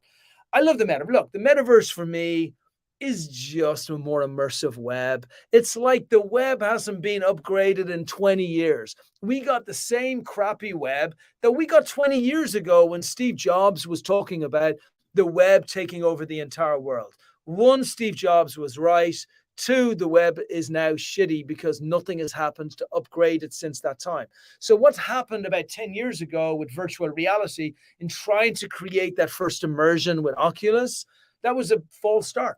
It didn't work. Why? Because we don't want to put these damn things on our head. And since that time, everybody has known 2 inalienable truths. The first one is we want immersion.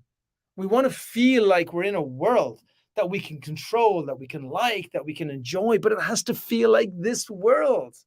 It can't feel like something weird that I have a thing on my head that there's nobody around me anywhere else. So will virtual reality be a part of it? Absolutely. Will a bunch of it skip to augmented reality? Absolutely. Will a bunch of it skip to Metaverse, where it's slightly more immersive, but maybe it doesn't have to be on headsets or something else?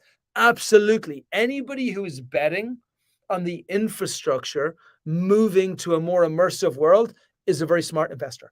And we are one of those very smart investors, which is why we're looking at everything Metaverse. And we're investing in companies that can sell in the Metaverse. We're investing in companies that can live in the Metaverse. We're investing in influencers that can create Metaverses for the influencers' houses. We're investing in the Metaverse structure, infrastructure, and technology itself. All of it, we do it. Why? Because they're the train tracks of the future. So as a fund, I would say, look, we've invested in around 170 companies. Makes us one of the most prolific investors in the US right now. We'll invest checks of up to about $1 million. So we're not afraid to put a decent amount of money in if we need to. And the company, which I haven't even explained because this talk isn't really about that, but the company is Expert Dojo. And I would just finally say, some people will say that I have opinions about things. I don't really think so. I think I just state what is already out there and what everybody already realizes. When you're not the smartest person at the poker table, be careful, right? Just look around the poker table and make sure you're not the dumbest person at the poker table. When there's a technology which is coming through, step in, lean into that technology and make sure that you're a part of what's in the future and not in the past. But be careful that you're with the people that are going to make sure that you're going to be okay while you're going through that journey.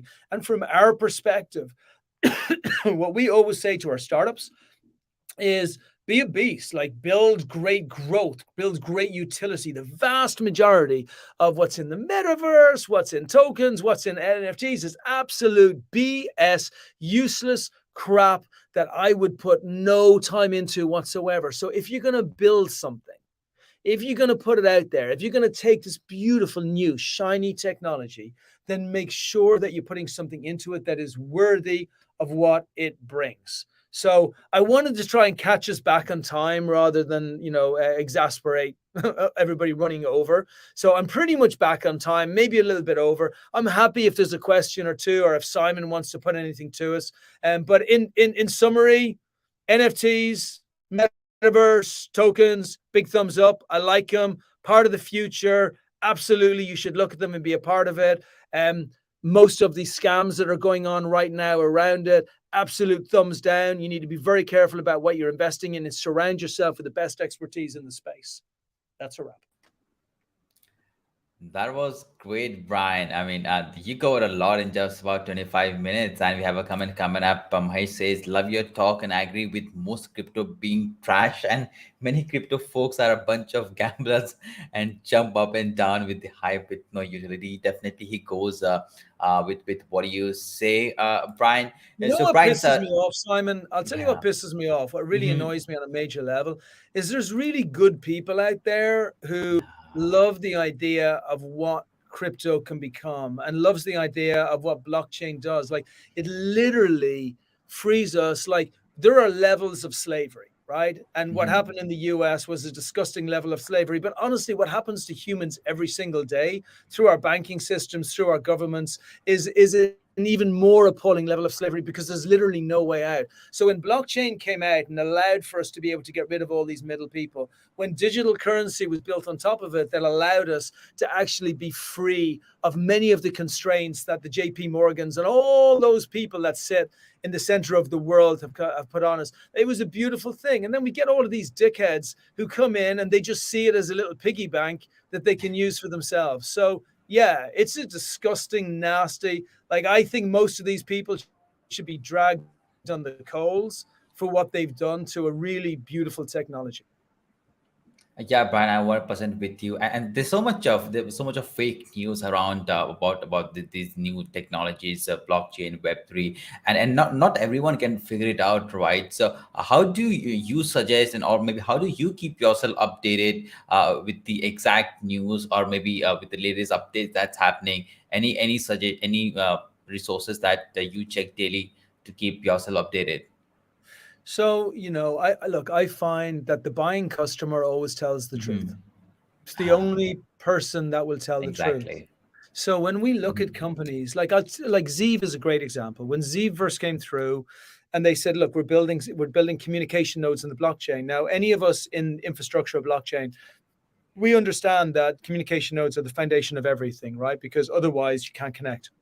However, there's a number of people that would be trying to build this technology in exactly the same way as 30 years ago, the infrastructure was being built for the internet as it was back then. The new players are coming in now, and they're going to be huge companies. So when we spoke to them, we wanted to speak to their clients and see what they were doing. And we saw like great companies like Vodafone and other companies, not just contract them to build communication nodes, but contract them to build more and more and more. And then more and more and more customers coming on, more and more people playing. And not every single token or anything within blockchain has people who are paying for it. So for example, Bitcoin.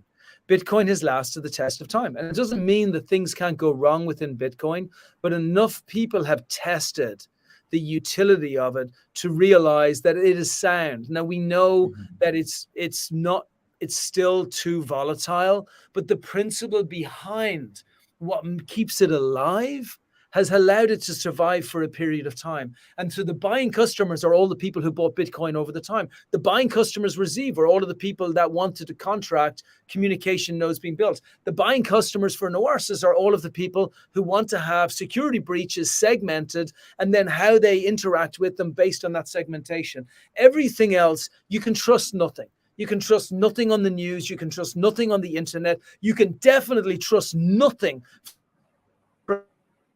these the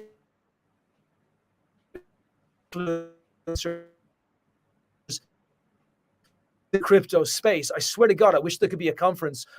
Trust the client. Oh, yeah, I am impressed with you, Brian. So one takeaway from is these are trusted buyers. Yeah, that's the one. And those are the right guys, Brian. So before we move to the next session, Brian, any final thing you want to plug in? No, I just want people to adopt blockchain. I want folks not to be duped anymore, buying tokens that are making other people rich. And I want us to enable. That's it. Other than that, I just congratulations on a great conference and keep it up. All right. Thank you so much, Brian, for your time today. And we'd love to have you back in other virtual events that we do. We're also doing this in person here in Delhi this time. So we'd love to have you back next year here in Delhi, India. Until then, take good care of yourself and see you soon. Looks like you are frozen now, but never mind. So that was amazing, Brian, who talked about investing in crypto, blockchain, and NFTs. And now we move to our next session.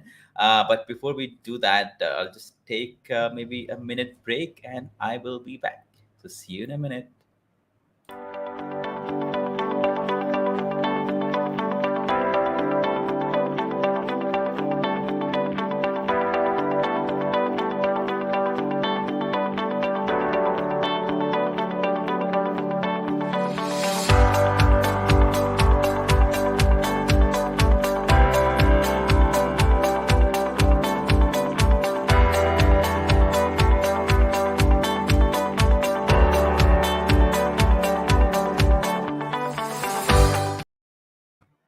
That wasn't a minute. That was just about 30 seconds. So welcome back once again. I'm your host, Simon. We just took a maybe just 30 seconds break, and now we move to our next session, and that is on social good and global future of finance. And talk about it, we have Natasha. Natasha is the chairperson of Pakistan Affairs for United Nations, and she's also joined by her. I just got her email, head of development as well, Greg. So let's welcome both of them. Hi, Greg and Natasha. How are you both doing today? Hi, how are you? I'm doing great. Greg, you are muted. Sorry about that. All right. Okay. So where are you joining us today from? Starting from Greg. I'm in Miami. Oh, wow. And Natasha, you? I'm in Los Angeles. Our head of, I wanted my head of marketing to be on the call as well, but last night we were debating on whether we should attend the conference in Austin. So I was like, don't go. So now she's there and she just landed. So she's like, Natasha, I haven't slept all night. So she's taking a nap right now. Yeah. Most of the crypto world are in Texas right now because of the concert. What is that conference name? Consensus. I don't know. Consensus, and then I think Decentraland as well. Mm-hmm. All right, Greg and Natasha, thank you so much for your time today. I won't take much of your time. Next 25 minutes is all yours, and rock the stage. Greg, so do you want to get us started on basically telling the world about Schoolcoin and what our vision is? I think it's best if you take the lead because I know it's all fresh in your head from this weekend.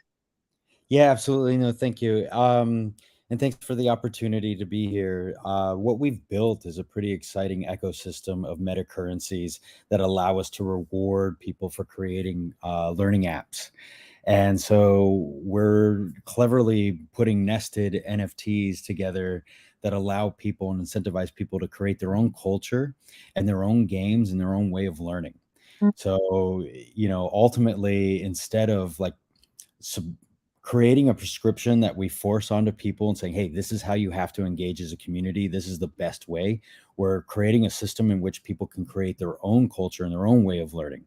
And so this ability to tailor your own games in the local level allows our Schoolcoin to just allow that flow to move back and forth, allow that interaction to happen, and reward people for creating and earning and learning within our ecosystem. And it also is focused on creating this avenue of creators and builders of games and apps. So it's a good mixture of value flow and reputation flow. So where we're at this point is funding now this new coin that allows us to create builders, designers, and aggregators within a Schoolcoin community. So a coder is obviously somebody that can work within code. A designer is somebody who can stack coding functions to create clever games and apps. And then an aggregator is somebody within the community that can do sense making amongst cultures, right? So you can now have a class of people that are saying, all right, if I'm building a reputation value in one network, how do I make that cross or translate into another network? So if I learn a certain skill in, say, prerequisite math, that reputation then translates over into another level of math, right? So you have to complete one to get into the next. So that's basically Schoolcoin. We feel like it's an absorbent structure that allows us to be flexible and will always be relevant because we're allowing communities to create their own learning cultures. And another point that's really interesting and amazing about Schoolcoin is that we are backed by hard assets. So we are one of the only tokens in the world. We're actually securing a deal down in Panama and Colombia right now. We'll be backed by gold and silver. And then with our mining, we also have our own crypto mining arm, one of the largest oil and gas companies in the world. They will handle all of our Bitcoin mining. So we are one of the very few tokens that is backed by hard assets. And I think that's just something that the crypto community needs to look into because there are so many new projects that are coming into play, but there's no backing. So I think that we need to really have utility in the crypto space because we don't want to see another Luna and then, kids just losing all of their money. And another thing about Schoolcoin is that, I'm going to take the US as an example. 80% of the US population is at or below the poverty line. So kids are already at a disadvantage. So if we have this new technology, why aren't we using it for these children so they can benefit from it? So that's why, that was my thinking behind SchoolCoin, is that I want to give every child the advantage to have hot lunches, to have private tutors, to have access to higher education. And this token can be used throughout the world. And you can even use it like in India and Pakistan, for example. The token can be utilized in the village schools. We can have the village head award the token to the students. And then like Pakistan, for example, we have Root School, Beacon House, etc.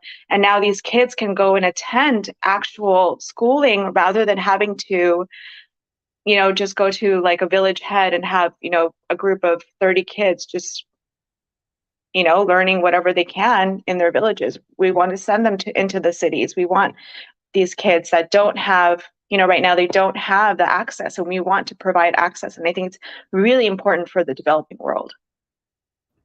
No, those are two really good points of, on one level, we need to inoculate the economies we create from the fluctuations of the speculative market. And this is where, when everybody says, oh, wait till NFTs start evolving, right? And the first generation of NFTs were kind of this obvious, profile pics and blah, blah, blah. Some artists that are looking to kind of elevate themselves could use the medium. But now, as we're getting further into our understanding, the tools and the capabilities are increasing, more people are having access and understanding. Now we can create apps that allow us to just create engagement rather than, it being almost a fetish on the tech, where you have to understand a lot about the code in the background to have faith in the system. Now what we're building with this type of system is something that can be blind to it, and people just engage, right? They're going to learn, they're going to put their curriculums into these programs and then start earning for doing certain things. So that gets into another level too, of allowing people access, or easy access to value creation. So if you think, I heard a story of some guy who was an Uber driver, and he had some big Wall Street driver in the back. And as the guy is cutting deals on the call, gets out and he goes, hey man, in that call, I just made $900,000, in that little Uber ride. And it's like, so it's not like this idea that you have to work hard, or it's hard work that earns money. It's not really, it's easy access. That guy obviously had access to an education and a network that allowed him to make $900,000 in an Uber ride, right? So how do we expand or offer that easy access to value generation and creation and harvesting to everybody? And this is a system that does that. And like I said, it's not this is how you engage, but this is a bunch of tools that allow you to create your own engagement. Exactly. And that's what's exciting. I was talking to Aurora AI, they're our AI partner. So we were talking about how we would do various calls over Zoom for these kids. And like, for example, like let's say you're into robotics and you're into space and whatnot. So the kids that get awarded, that do well through their various programs all around the world, they get to hop on a Zoom class with, let's say, Elon Musk. Like how crazy is that you get access to somebody, to like, the billionaires of the world, or the people that you really want to engage with. If I was like, and that's what would incentivize me to do well in school. I'm like, wow, if I get the opportunity to speak to Elon Musk, I'm definitely going to excel, right? And let's say you're in Argentina, or somewhere in Latin America, and you're really into sports, and you're really into street soccer, and what will incentivize you to do well in school? If you're mostly into soccer, let's say, okay, well, we have a Zoom with Messi. Oh my gosh, I think every little boy in the world would want to be on that Zoom with Messi. So it's just providing access, and I want kids to get excited about school, and I want teachers to be motivated to teach as well. So, and another thing, I was speaking to my boyfriend's mom. She's a second grade school teacher, and she was like, "Oh, I have to figure out my lesson plan for tomorrow. It has to be around bees." And I'm like, "Oh, my kid, I have a son, he's in kindergarten." And I was like, "Oh yeah, son's class, they just did like a little thing on bees and about pollination and whatnot. So how incredible would it be to allow teachers to get on Zooms globally with other teachers and figure out lesson plans? Because right now they're just having to do it all on their own. You know, you have, and my son's kindergarten teacher, she told me she's from Egypt, and she told me, you know, I go to sleep at 2 o'clock in the morning, you know, figuring out my lesson plan, and I have to be up, and she's Muslim, so she has to be up by 5 and pray. And so it's like she's literally running on 3 hours of sleep because she doesn't have access to, you know, lesson plans. She needs to basically come up with everything on her own. So I think it's really important, even, you know, school coin for the teachers to allow access, and it will alleviate so much pressure and so much burden on just the whole system. Absolutely. No, that's the teachers stand to benefit greatly because they're going to have a whole library of tools where they can easily sit there and say, okay, let's look at everything from like a spelling list. You know, could I easily put my spelling list into an earning game that allows my kids to go there, learn the material, and earn a little value that goes to school supplies or electric costs at the school or whatever it might be. And then in the case of, say, like a heavy influencer, right? They're calling this next economy the creator economy. So let's say Elon, or even like you say, a sports star like Messi, it's like, okay, could they create a series of games or an app or a metaverse environment where a kid can go in and say they want to be a good soccer player? Well, Messi could have a curriculum of skills to build on, nutrition, sleep, all these other peripheral things that you could get somebody to do, stretching, all these things, right? And you could start building these soccer players. Or say Elon Musk wants to build a bunch of people that are good for a space program, right? He could set up a curriculum built in that you learn and you earn on the way there. And then he would basically have a pool of people over time that have the proper skills that he could then employ.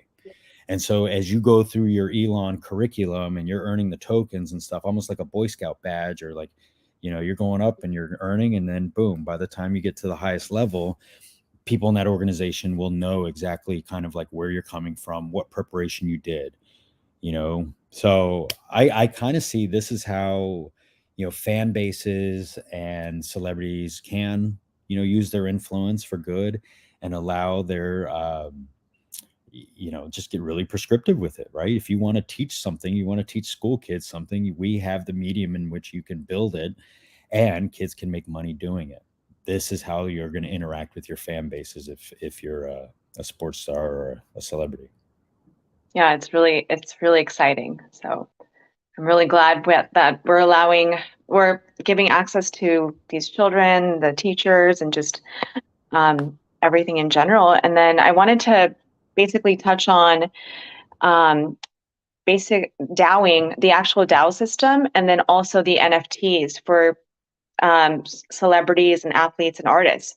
So what's going on right now in the world, I don't know if you know, but like Justin Timberlake, he just had to sell his collection he had to do his own deal and sell his collection for $100 million. He needed the funds. And like Bruno Mars, he's trying to get a loan on his music collection.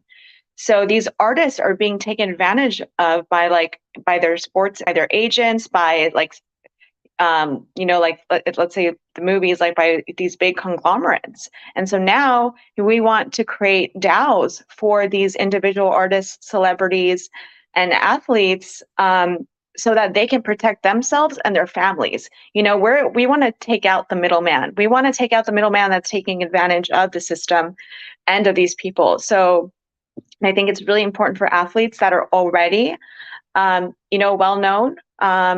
And it's also important for athletes that are starting out. We want to start these kids out from a young age and protect them as they grow. You know, it's kind of like building a trust or building, you know, a company, but you're being protected every step of the way. And that's one of the main things about Schoolcoin is just the protection of, you know, yourself. You are the asset, you know? So we really want to protect every individual. You're right. And this layering of different tokens, coins, NFTs. This isn't just dependent on one market influx, right? And then the community value starts going down or up. This adds a level of stability because it is a layered marketplace and there's utility, right? So if you come in and you're going to get a bunch of school coin and now you're participating in an ecosystem and you can pass that value around, you can get apps and games made, and then you can start earning more and more as people start using your apps and games as a coder.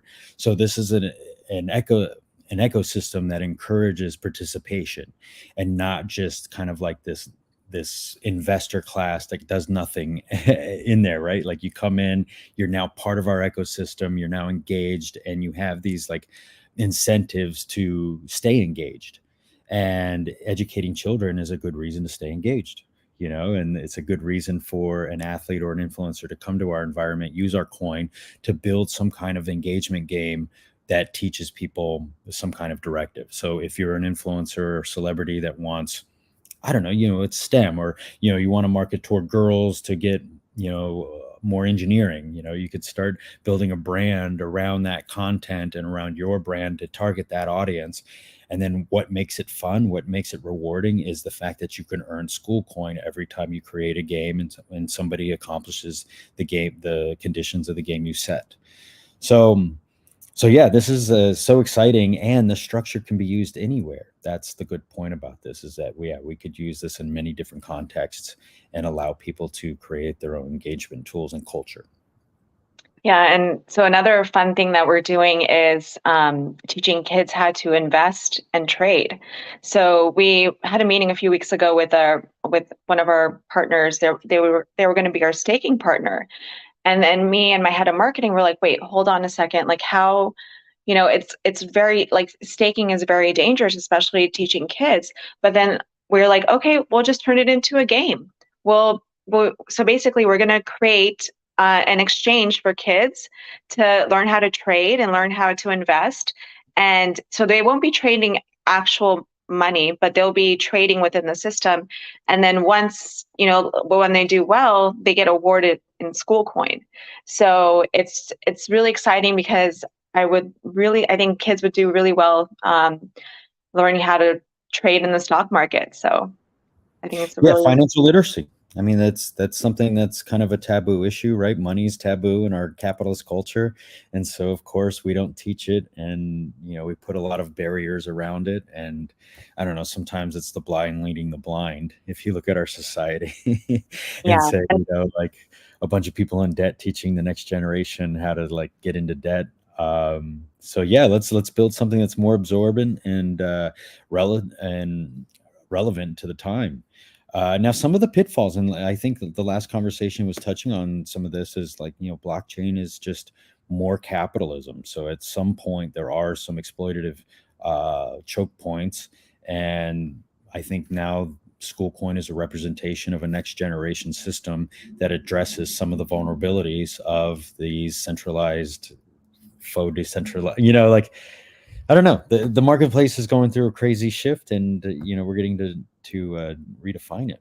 And so I feel like each generation of tools that we're building is coming out stronger than the last. And thus is the arms race of crypto economics. Yes, we're still in the wild, wild west, but this is an exciting time to build. Everyone always comes in during the end of the bull run. You get all these people just excited about crypto, and then the market crashes. And I honestly like the bear market, because that's when the real people come out, and then we're like, okay, now let's build. It's like it gives us time. Now it's like it gives us time to build and really think about our project and how we want to excel, because during the bull market, it is just like, everybody just swarms in, and it's like all haphazard, and there's just so much chaos. And then finally, when the market kind of stabilizes and you're like, okay, all right, guys, let's get to work now. So no, it's a great filter. You're right. It's a big indicator. I'm seeing the people close to me, it's down, and I've got some buddies that are like doing I told you, NFTs, blah, blah, blah, blah. And I'm just like, oh, you're identifying yourself as not understanding that this is a requirement for extreme wealth building. If it was a completely upward market, which is fantasy, You know, you wouldn't be able to make money. Now we can use our education, everything we learned in the past 2-3 years. And now that the market's really low, now we stand to build, make, engage, create relationships, create value, and then harvest that value in these tokens. And yeah, thank goodness there's a bear market right now, because now we get to make these moves, and extreme wealth will be around the corner. Yeah, and another important thing I think about crypto is like you have to look at, it's such a young industry that you have to look at this for the long term. Like we're still so early in this space. I was telling my boyfriend the other day, I was like, my portfolio crashed. He's like, your portfolio crashed 94% this run and you're still smiling. I'm like, well, because I'm up. You know, I started in crypto in 2015. So I'm like, I'm not looking at the short term. I'm looking at the long term. I'm like, if this is what a 94% crash looks like in crypto, wow. Like I'm excited because I don't know what's the next 4 years. Like, yeah. So you have to look at, I really think that when you're investing, and that's another thing that I want to speak about, when you're investing in crypto, don't look at it like you're going to get rich quick tomorrow. Go and look at the projects and read about them. Read the white paper. See if this project has real utility. You know, don't just go and invest because, you know, everybody's talking about it or because it's being marketed in such a way. Like you really have to look at the longevity of the project, and you have to look at you know, where is the value? Is there real utility behind it? Those are the projects that you want to be in, you know? And then like with Schoolcoin, I'm like, what happens if my project fails? You know, I still want my investors to be happy. So that's why we have, you know, our crypto mining arm. So we're going to be mining, you know, millions of dollars of Bitcoin every month. And then we've secured space in the Metaverse that will add value with our Metaverse partners. And then we're backed by hard assets. What other token can say that they're backed by gold and silver and they have vaults like in different countries? So you really have to look at where's the utility, because a crypto project can just be made on your phone and, you know, you hire whatever marketing people but then there's no real utility behind it, you know, and then that's why so many projects are, you know, getting screwed over, and so many people are getting screwed over because there's no utility. So you really have to look at projects and, okay, number one, where is the utility? Number two, are they backed by anything? You know, what happens if the project fails? Well, the investors get their money back. Then number three, do they have their own exchange? You know, like that's another big thing. So with Schoolcoin, we will have our own exchange, you know, because what if one of these other exchanges, like we don't want another Mt. Gox situation. What if they crash and I call the person who ran the exchange and he's like, well, I'm sorry, Natasha, there's nothing I can do. Then so I have to be, you know, and I'm thinking as a mother, you know, so I'm thinking that I need to protect every kid. And how will I do that? And building an exchange and having Schoolcoin as its own exchange is really important. And then if we do offer the tokens on other exchanges, we need to make sure that those partnerships are secure and intact, and we have, you know, and then we have assets that are backing it. So I think those you're are right. And you're talking, like, you're reminding me of, I've built a couple green energy grids or renewable energy grids, and all these government projects take one technology and then they try to put it in this extreme case. And then when it fails, they go, oh, look, I guess this didn't work. And you're like, alone? Why didn't anybody think about doing solar and bio and like build some redundancy and redefine the grid in a decentralized way, blah, blah, blah. In the same way with this, like instead of completely dictating the way, this is more of a layered approach where you're coming in with assets, NFTs, other DeFi platforms that can come in, metaverses, and you are inoculating the small communities that you're creating from a lot of the volatility. You know, we talk about community building, but maybe we should say resilient community building, right? We need to build communities that can handle change. And even if we create when I first met Natasha and she told me about this project, of course, first thing you start doing is Googling other coins out there and what are they doing. And one of the problems I saw was every kind of learning coin was just teaching fintech, crypto, and they had this kind of rigid structure that was telling people, here's my app and this is how you do it. Vice, we've created an ecosystem that says, here's the framework of building things, and we're always going to be fresh and tailored and new and relevant because we're incentivizing people to build. And I think that's one of those, when when you ask people, like, do your research, say, hey, are they dictating the game, or are they creating game builders that are allowing the game to evolve? And that evolution in your system is a indicator of a successful system, right? My system isn't rigid and going to be dead and broken and irrelevant in 6 months because things are going to change. No, mine's always going to be a relevant system because it's built to change.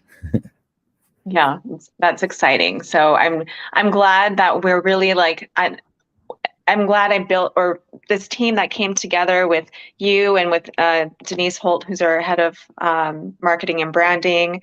We actually have Bernie Rice. He was one of the first people at IBM and helped restructure IBM in the early days. He's one of our senior advisors. We have Winston Churchill's grandson, who is head of the Libertarian Party, Paco Churchill. He's one of our senior advisors as well. Then we have Bola Adiko, who is head of procurement at Goldman Sachs, and most recently head of the Nigerian Stock Exchange as one of our senior advisors. And so I think we have an amazing team that's very dedicated and loyal, and we're really excited to build this and bring it out to the world. Absolutely. And I've normally, when you deal in a subject with children, it's always touchy because, children are vulnerable. And, I've seen well-intended people go really sideways in projects involving children, but this seems like one where you can really benefit a lot of children without that vulnerability of like the exploitation that comes with working on projects that involve children. So, hats off to TCG World, which is our metaverse partner that's creating a kid-friendly metaverse. It's brilliant. When you introduced me to them, I was like, yes, that's the way to go. Somebody needs to go in there, make sure that the engagement environment is clean and proper for children, and then we can start interacting in a different way. And we ourselves have to have that kind of like responsible stewardship to create the proper systems that create a healthy environment.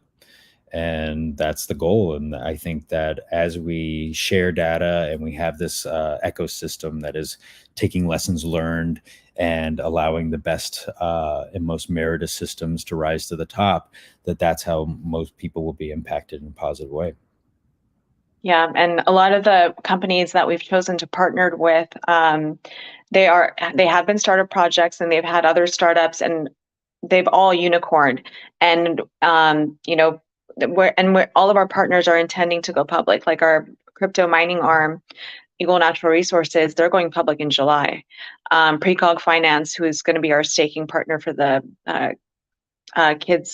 kid-friendly exchange, they're going to be public by next year. We're looking to take Schoolcoin public next year as well. So, and it's just a really exciting time. And I really, building out Schoolcoin, because I have a 6-year-old, a 5-year-old, and a 2-year-old, I was thinking of my own children, so I built it as what I want for my kids. And I want that for every kid in the world. Good ambition, good intention, and thanks again for this opportunity to present our project. All right, Natasha and Greg, that was absolutely great. Looks like you, Natasha and Greg, and along with your team are doing a great job. Have been hearing all both that you have been discussing for the past 30 minutes. Quickly, I wanted to check in both of you. Is that do you have any website or a Facebook page or maybe Discord server that you guys can also maintain where people can go and learn a little more about this project? Yeah, so our website, you can go to www.schoolcoin.ai. And our whole team is on there. And then our white paper is on there as well. I definitely encourage everyone to read this white paper. I normally do not like reading white papers, but when I read this one, I was like, oh my gosh, you have to read it. Everybody has to read this. So please definitely go read the white paper. And if you have any questions, you can reach out to myself or Greg. And yeah, I mean, I'll put my personal email address as well if you want. It's natashaparacha@gmail.com. And then you can reach out. I really want to offer this to everybody. So anybody that's interested in learning about the project and investing in the project itself, right now we're in beta phase, and we're looking to launch in Miami in 2023. We're doing our own ecosystem within and creating a new ecosystem for the schools in Miami. We're launching in Panama later this year, as well as Colombia, 2 of our pilot projects. We'll be launching in Dubai, and then as well in Pakistan as well for 2 more pilots by the end of this year. Wow, exciting times ahead for you and your team, Natasha. If you have a plan, please also do expand to India, because I'm based out of India. It's a new day for me right now. It's almost like 12 midnight. Oh wow, definitely. You have to make the introductions, because I don't have any connections in India, and that's a huge playing field. So Yeah. definitely. Yeah, I mean, we'd love to stay connected with you, and I'd love to know about your project. And yeah, Greg and Natasha, any final thing, any call to action that you want to give before we move to the next session? I want kids to be engaged in the world, and I'm really excited about what we're doing, and I hope that your audience appreciates all of the hard work and sleepless hours that Greg and the rest of my team have put in. Yeah, exactly. I mean, yeah, that's right. You guys have put in a lot of effort, I can see, and you have great plans, exciting times ahead, as I see. Thank you so much for coming up with absolutely amazing project. I would love to stay updated with it, and I'm going to connect with you all. You have a Telegram channel, I see. So I'm definitely going to join that. So Greg and Natasha, thank you so much once again. We're really happy to have you, and we'd love to connect with you for the in-person conference that we do. This is virtual. We do Delhi in a week that is in person. Next year also we'll do in person. So love to have you both and if your teammates here in India. Until then, take good care of yourself, and we will see you soon. Okay, thank you. Thanks. Yeah. Have a good Take one. care. Bye-bye. All right, Ralph, I'm gonna bring you away, and just some messed up with my mouse. I'm still figuring out how this streaming tool works. I'm sorry. So that was a great session by Natasha and her teammate Greg. We now move to our final session of the day. That's by Ralph, who just flashed in for a second, and he's gonna talk about minting and regulatory issues of marketing NFTs linked to properties and assets in the real world. Ralph is the CEO of I hope I say it the right way, We Co-Own Technologies. And without any further ado, let's bring Ralph in. Hi, Ralph. Welcome to the Bcrypt Conference 2022. Okay, thank you, Simon. How are you today? Are you joining us from Texas? Yeah, I'm based in Southern California. Mm-hmm. So Okay. it's about 11:30 here. Mm-hmm. Yeah, probably afternoon. Right. Yeah. Okay. How do I get my screen up? Or you So, Ralph, on your bottom of your screen, you'll find a button that says share. Uh-huh. You see it? You click on it, and then you click on share screen, and Yeah, then you yeah, see yeah, your okay. I yeah, got you you. see multiple screens, and then you click on share. You select the screen and then click on share. Share screen, right? Yeah. Yeah. Share screen. You select the screen that you want, click on it, and then you again click on share button. Okay. Share entire screen window. It doesn't show my screen though.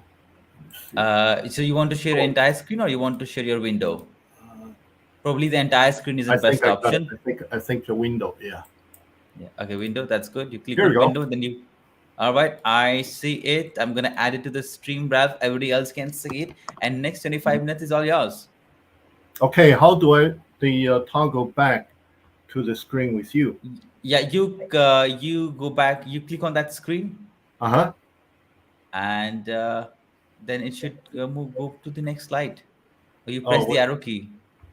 Just the way normally you would do it. Let me try. Yeah, okay. So I see it here. Mm-hmm. Now I have to switch back to the other side to Yeah, you Never have to inside. come to the presentation. You cannot be inside StreamYard. Okay, do you see me now? Yeah, I see you all the time. Okay, so right now it's okay. Yeah, perfect. Okay, so shall I start? Yeah, you're good to go. Okay. Well, I'm going to take this 25 minutes, to talk about the roadblocks and also the potential solutions, how to link the real world real estate properties and also personal assets to NFT. So everybody is very excited about the NFT development. And I suppose the audience, everybody has a little basic knowledge, about the NFT. So on this screen, as you can see, some of the NFT that we have created, and basically like a giveaway, and then just to try out the idea. However, the platform itself is really for people who want to become a sponsor, trying to provide the NFT to any potential buyer or any potential nonprofit users. And that's what WeCoOwn platform is for. But WeCoOwn is not just geared toward the digital ownership or NFT alone. So I'm going to go through sort of the introduction of what the platform is about.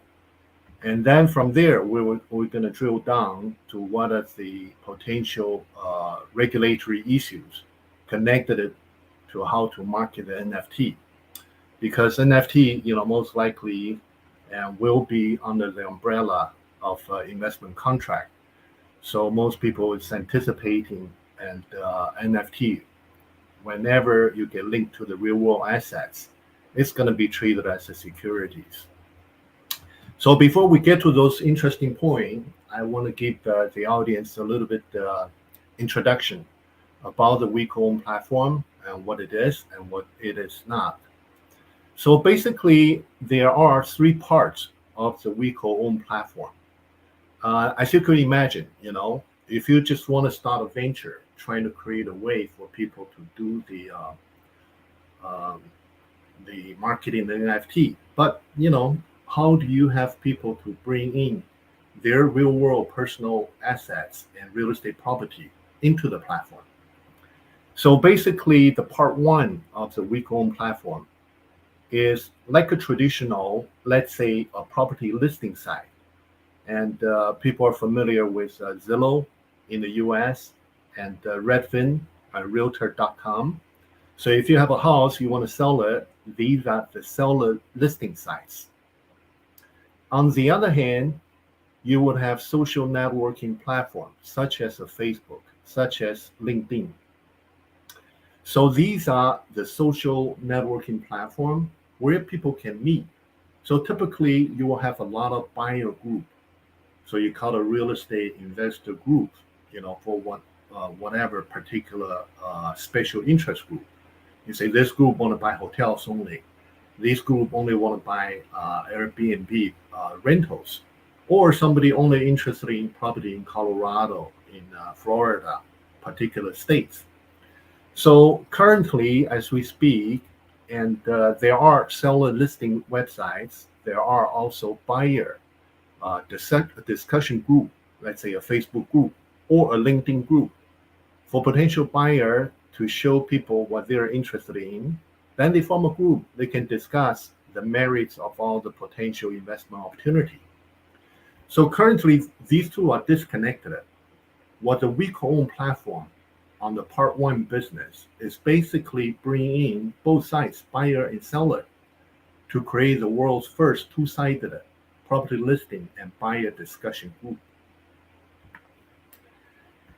So here's a little bit more explanation about what the WeCoOwn is and what it is not. So as you can see, the first part is basically connecting that social networking group for people to discuss. Let's say here, I see a small hotel in Colorado or in Florida. Who else is interested in this property to co-invest with me? They can actually post a picture or post a link. The link could be from the LoopNet, the commercial property listing site, from a Redfin, if it is a small, residential income property, or from, we have our own seller site that's called We Properties Owner. Now, people was going to ask, well, we co-own, is that only geared toward the rich people? And for example, other than real estate property, you can actually post yachts. Now, talking about co-ownership, let's say We Co-own platform is basically a platform for any potential co-owners. So people is going to say, well, is this site geared toward the rich people? It's not really, because if you look at it that way, let's say a yacht owner, a condo owner in the French Riviera, if they are super billionaires already, they don't need to co-own anything with anybody else. So we co-own from that, sort of a capitalist perspective. It's basically for those middle-class people, the rich people want to be, to enjoy the lifestyle of the super rich, but do not have to really have that kind of wealth capability to do so. So that's one way of looking at it. In reality, that would be the biggest market immediately, a low-hanging fruit, so to speak. On the other hand, the We Co-own could be used to democratize and the middle-class income people, so even the less fortunate people in our society. And if you look at it that way, let's say a lot of previous renter, they could never own a piece of the equity for the house that they live in. Now, if they become a co-owner, even though they continue to become the tenant, they can still enjoy the capital appreciation to participate in the wealth building process. Now, if you extrapolate that concept to the extreme, We Co-own platform sort of a bridge between the capitalist and the socialist. Because if you push toward the extreme on the other end of the spectrum, the socialism, you can stretch it to a communism, because under a communism, basically everybody co-own everything. Everybody uses and co-own everything. So that's why the We Co-own platform could be anything that you want it to be. It's not exclusive just for the rich people. Now, that's enough about the background for the traditional business. The platform basically has three parts. And the first part, as I just previously explained. The second part, we created a reward token. And without going through the ICO and all that, we have the token listed on the exchange, simply just like a frequent user program, like an airline's frequent flyer program. It's called a WCX. It's been traded, on the exchange for over a year already. And of course, the token price has suffered just like everybody else, and during the crypto winter. The third part is actually my focus on my discussion today. That's an optional platform to let people to co-own the either property or yacht, personal assets, or a piece of artwork instead of the traditional ownership. Let's say what is the most common traditional ownership in the US? So that could be the LLC. Now the LLC is basically, let me switch back to this site here. The LLC is basically a way for multiple owners to own fractional share of the real estate property or personal assets. Now, with the blockchain technology, all of a sudden that traditional paper co-ownership made possible by the blockchain technology to have a digital ownership.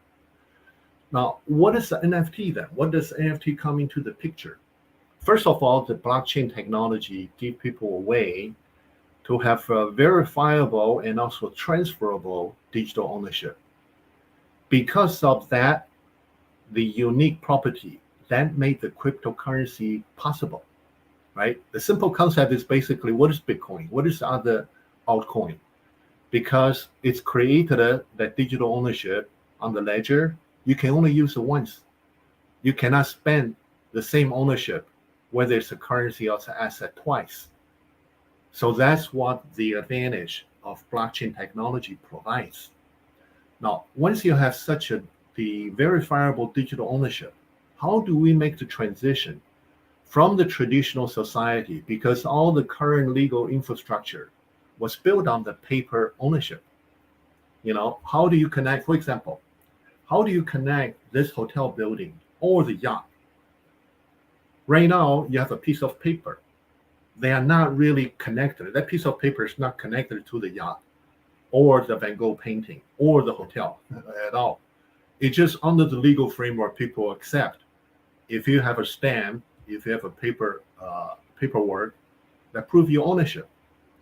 So eventually, no matter how you do it, and that concept will slowly progress into the digital ownership. So the verifiable digital ownership of NFT is a big step forward made possible by the blockchain technology.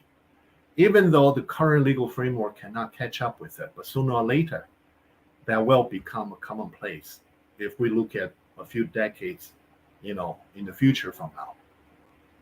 Okay, so that's basically the background. Now, during that process, how do you actually progress from a paper ownership into a digital ownership? Because in addition to, the advantage of a verifiable digital ownership, everybody knows the benefits of the technology. And instead of sending through postal mail of your LLC member interest at the speed of an electron flying in the cyberspace, you get your digital ownership right away. Because of the speed and the other, affiliated technological benefits, now all of a sudden, the marketing or the transmission of this digital ownership and will bring in some collateral damage or side effects. That's what people need to address. What I'm referring to is basically the marketing process. So if you market, let's say, a fractional ownership in the traditional sense, in the paperwork, you have the current infrastructure. You got it through an investment bank, broker, dealer to be licensed, to be treated as a security. And then you can actually go through a red herring and then, mail people to the subscription agreement for people to sign up to own a piece of the fractional ownership. But because of the technology, the speed of electron flying in the cyberspace, you can get it right away. You can reach out to much bigger audience than before. So therefore, the marketing of the NFT, that digital, verifiable digital, the ownership, will become a more difficult issue for the regulator to catch up. So before I go to the next slide, and basically I would like to just to show everybody and what is the site is about. I have to switch back to other side here.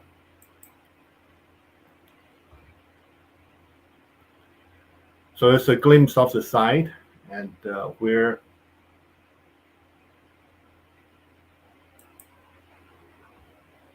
you have all different type of personal assets, real estate, yachts.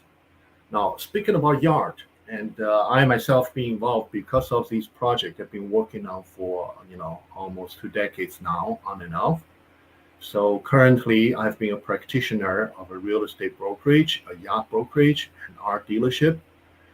But among all the co-ownership, people are familiar with the concept. Let's say if you own Airbnb rental home, that's small amount. That's $1 million, $2 million. Many people can afford it. But if you're talking about a hotel, 20 million, 30 million, usually people need to use the syndication. So that syndication, a private limited partnership ownership, that's a fractional share. So that fractional share, or in the old days, people use the TIC, taking common, and it's already been practiced for decades. People are familiar with it. But if you extend it to particular personal assets, such as a yacht, such as an art, that's a little bit new concept to many people. But I have to say, among all the potential fractional share ownership, real estate, yachts, jets, art, the yacht is a perfect example. Think about it. For a 60-foot yacht, you spend $1 million, $2 million to own it. You have to ask the owner, how often and how long are you going to use the yacht, right? So that is basically, you would say, okay, 3 months out of the year. But for the 3 months out of the year, why don't you just own it with 3 other people? 4 person own a quarter each. then one person can use it from January to March, and another person use September to December. So that's a perfect example for co-ownership. Anyway, so this is just to show you, what is on the buyer side, and people can put in all the different assets, that including crypto assets and NFT. So it's a platform for anybody. If you're a sponsor, you say, I have the ability to create NFT, I want to market it to other people. This is a platform for you to come to. Instead of, let's say, Pacasa used to use Facebook to market their fractional ownership. This will be a dedicated Facebook or LinkedIn for buyer and seller of personal assets and real estate property, dedicated. So the audience is not somebody who are disinterested in any property investment or whatever. So I also mentioned there's a seller side, that's a wepropertiesowner.com. So this will basically allow sellers to list their property. And the previous one is basically for the buyer to discuss any potential investment and finding like-minded co-owners with them. And this is basically just for the seller. And whatever you have property, like LoopNet, like Zillow or Redfin. Now, of course, once you purchase the yacht, how do you manage it? You will have a SaaS tool, and to say how do you actually take the rental income and distribute it to the co-owner. And lastly, this is just a glance through everything. This is where the token side of the WCX. And there's a white paper here. People can actually take a look at it. So I'm going to jump back into the next page.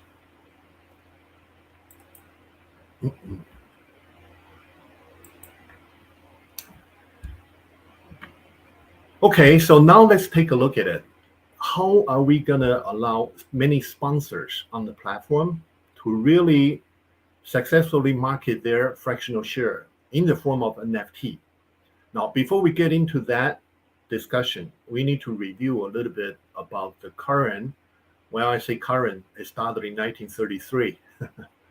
And or later on, there's a landmark case in 1946. It's called a Howey test. So that basically will give people the, let me just try to get back to my previous slides.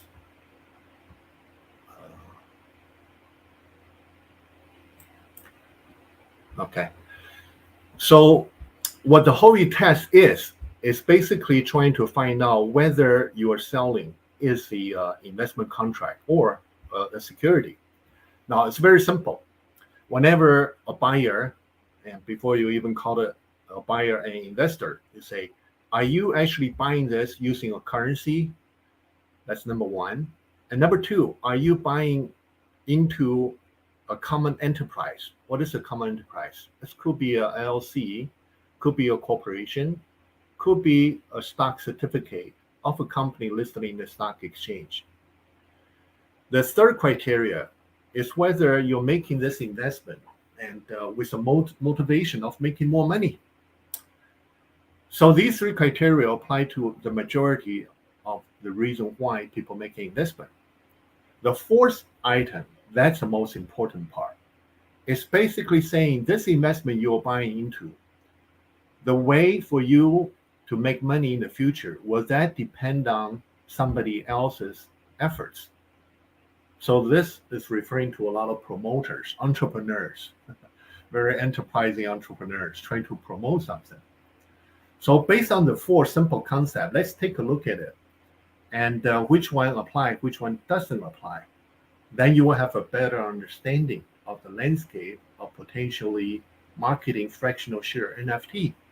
Because remember, the potential NFT is huge. The potential of NFT is to replace the role of a paper documentation for any ownership. Therefore, in the future, that NFT as a form of verifiable digital ownership can apply to almost everything in the world under the sky and or beyond Earth. Even if you own a piece of the moon or Mars, you could mint an NFT and to claim I have that digital ownership. and you can sell it, you can transfer it. Okay, so with that as a background, let's take a look at it. Why, when the NFT started, it applies to artwork. Why the digital art is actually on the rage, and spread everywhere. People making a lot of money and lost a lot of money in the collapse. So there's a reason to it. Before the NFT, before the digital ownership, let's take a look at it. Even art is not considered a security. We think real estate, also a single family home. If you want to buy that home to live in there yourself, no matter how you market it, you're a real estate broker, agent, market it, it's not considered security. Why? Let's take a look at the criteria. First of all, you're using your US dollar to buy that artwork, okay? Then you're not going through a common enterprise. Even Beeple, sold his artwork for close to $70 million. So it's created by him himself. Then whether people invest in art with expectation of appreciation, there could be, but the majority of them simply just enjoy, as people say, the beauty is in the eyes of the beholders. So art has a special status. So you may not buy art just for the potential appreciation purpose. Of course you could. Thirdly, that's most important. If you say an artist created a piece of artwork, but there's no promotion, there's no third party or enterprise trying to promote it, okay? So that's traditionally, if you're buying into art, it's not considered security. Now, I'm going to also take you quickly through the real estate concept. So as I mentioned before, people use LLC, use a limited partnership to do syndication. Let's say I sign a contract, I secure as a buyer the potential purchase of a particular property. Then I form a limited partnership to raise money from the investors, okay? So that is definitely selling a security, especially as I mentioned, office building, industrial warehouse, or hotel. It's all done in majority through this way, which is very different from just buying a house for yourself, or even if you want to just rent it out through Airbnb. Why? Let's take a look at the criteria. Number one, you're using a US dollar to buy that house in the Bay Area, in Palo Alto. So then the money is not in the common enterprise. You're buying it from the previous owner. Thirdly, your money paid and with expectation of profit return. Okay, yeah, other than just living in the house for yourself to have a shelter. Of course, everybody wants the real estate to appreciate. But fourthly, that's the most important criteria, because you buy a single family house, a way for the real estate to appreciate is without anybody's efforts. You could improve the property by putting some renovation, the upkeep of the property. But in general, the real estate appreciation is by the market. So that's why people trying to apply this concept to Bitcoin, and they say, well, Bitcoin is fully decentralized. Well, that's a different topic. I may get the time to address that concept later. But just based on applying these four criteria, you can determine roughly whether the SEC or regulator in other country, they will get to you. Now, regarding that, that's why if you look at the difference between a residential single-family home and buying as a co-owner for a hotel, it's very different. So the yachts apply to the same thing.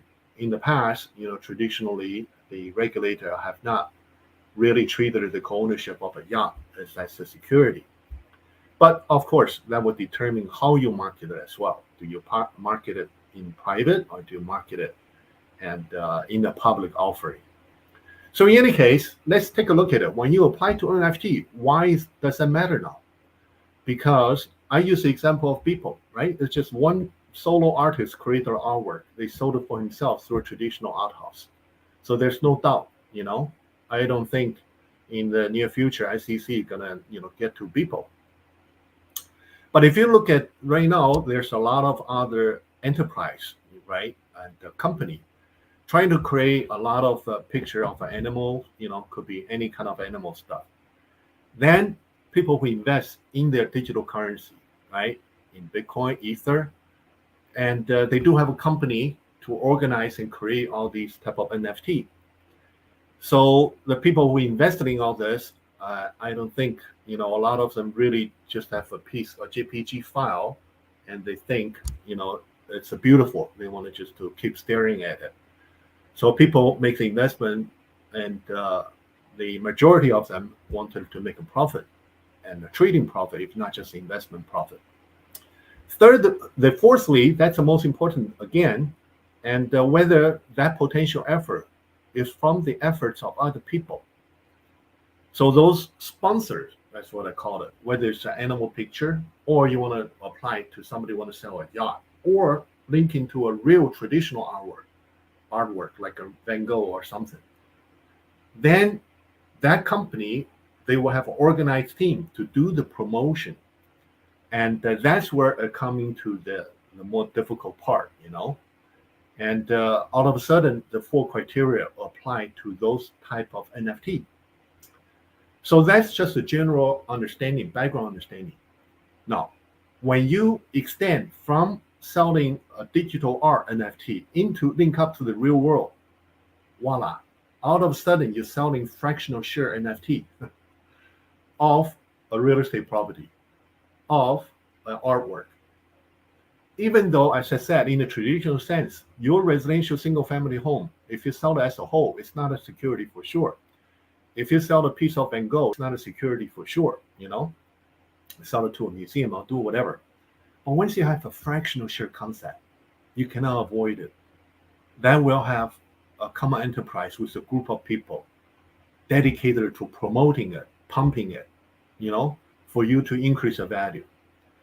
That's why as we progress, as the NFT get to link to the real world real estate property or personal assets, eventually you won't be able to get away with that.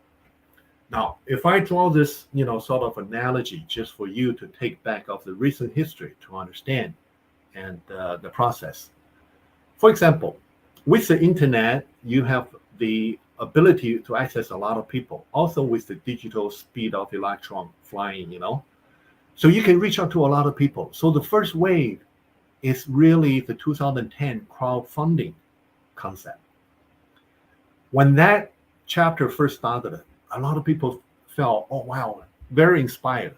This is great, So there will be a lot of young people, and without, enough legal background or banking the experiences, so rush to create a digital venture, The second wave is really the 2017 ICO, when you have the digital currency. Anybody can create a currency, a token.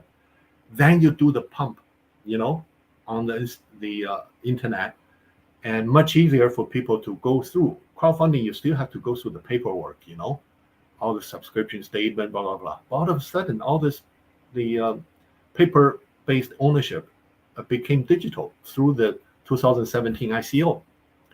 So that's really adding fuel to the fire.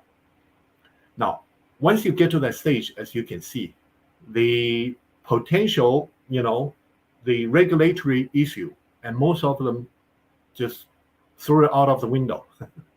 But the thing is, this interesting perspective. If somebody got enough VC money backing to go ahead and sell it, it doesn't really matter whether it's going to be treated as a security or not. So if you're a small project, you achieve the success of 10 million, 20 million of your venture, then you're going to be doomed. It's just a matter of time when the regulator going to come to you.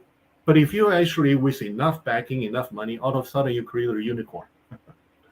Now, all of a sudden, even when the regulator catch up later, years later, when they get to you, these unicorn can probably hire a better attorney to fight the SEC using taxpayers' money, and then they will make it. So even if you make it, then whatever they have done will be grandfathered in. So that's just a little bit the philosophical perspective, how you handle this. But that's definitely not the way, and we would recommend any sponsor on our platform to do it.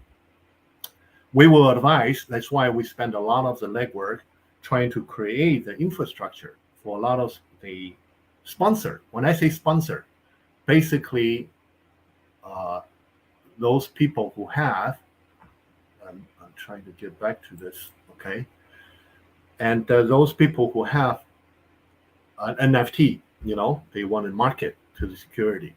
So before I get to on the platform, how we actually help the sponsor to market their fractional share NFT, I want to introduce another concept that's very unique on the WeCoin platform. So on the WeCoin platform, there's a unique situation. Unlike all the crowdfunding, real estate crowdfunding or whatever, whether you use a traditional ownership, paper ownership, or use the digital ownership of an NFT, it's always like a sponsor. Let's say you buy this office building, you buy this hotel, then you mint an NFT, you created an NFT, then you need to look for investor, people with money to invest, to buy your NFT. That, as I said, from 2010 crowdfunding, 2017 ICO, that's going to be treated as a security. There's no other way around it. However, if you look at what we have built in the part one on the WeCoin platform, that will create a different scenario. Let's use just a yacht owner and or a hotel owner. Let me use a yacht owner to begin with. So let's say 4 person, they meet each other. Somebody posted a picture of the yacht, or from the listing of wepropertiesowner.com site, a seller trying to sell the yacht. He posted on the WeCoin site to say, hey, anybody else interested in this yacht? Anybody else want to buy together with me? So then he got 10 of them interested, and he ended up with 3 other people. So the 4 people, they met, and with the goal trying to co-purchase the yacht together. During that time, no money changed hands. Nobody's promoting anything. All 4 members are equally treated. They pull the money together. Then they actually go to the seller as one of the leader of the group, and then makes a purchase. Once they purchase it, they can decide, instead of the LLC paper ownership, I would like to put my yacht as a digital ownership. So potentially I can sell it to somebody else, or for me to manage the ownership online using the PBMS on the platform. If I don't use my 3 months quota of this yacht, I can rent it out, I charter it out, I will generate income. So you can on the platform to manage all the cash flow without the convenience. So this way, the 4 people meet before they even mint the NFT. That's what we would like to call it, a type 1 NFT minting, which is a pre-NFT buyer ready token minting. Meaning before you mint the NFT already, you already got the 4 buyer ready to purchase the personal assets or real estate property. That's something unique, only happening in the platform. That's why we spend so much investment and time trying to build a platform for the traditional world. Versus the second type, which is actually most people see in the cyberspace. The majority of the sponsor is going to say, well, we hired enough smart programmer, we can mint NFT. So now we actually identify a single family home or a hotel. We're going to do the world's first experiment. We're going to mint the NFT. Then they turn around trying to look for other investor, buyer of their NFT. All these belong to the concept of crowdfunding. So we have the Jobs Act for CF, the Reg CF, you can raise up to 5 million. For Reg A, you can raise up to 75 million. So the infrastructure already set up. All these are treated as a security. You should simply follow the rule to market underneath a broker-dealer. That's the term in the US called an investment bank. And there's basically rules and regulation how you marketed it, all that. So being treated as a security is not the end of the world. All you need to do, if you care about long-term success versus a short-term, pump and dump type of a venture, that's what most sponsors should be aiming for. So that's basically the key concept. That's why we're trying to create all the infrastructure For those people interested in the topic, you can go to a detailed blog post regarding this regulatory issue for FRAC NFT and how we propose to solve the problem. For sponsors, remember, we are just a platform. We may or may not be a sponsor ourselves. So that's basically the concept of how to potentially market the NFT as a security for the long-term success. And here's another interesting previous video that I discussed from the YouTube. So it's called a fractional share. Fractional share NFT and how to link them with physical assets.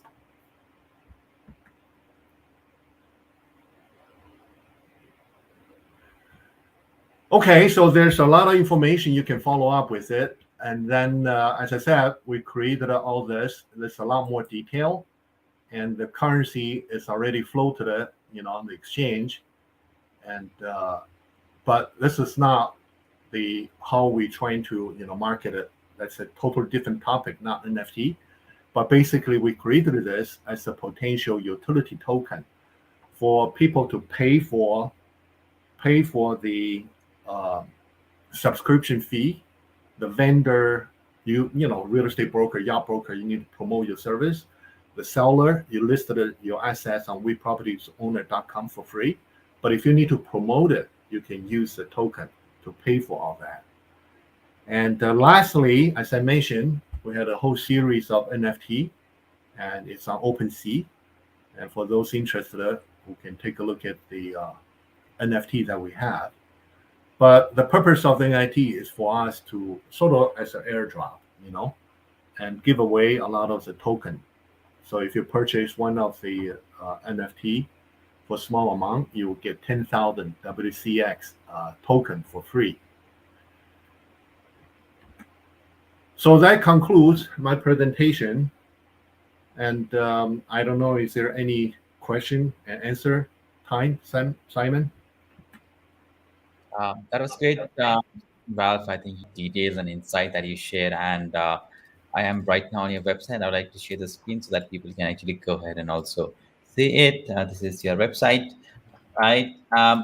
So Ralph, anything you want to, I mean, when I visit this website, that I see the apartment buildings details, vacation homes, and timeshares. Any specific thing that you would like that people should go ahead and maybe check on this website?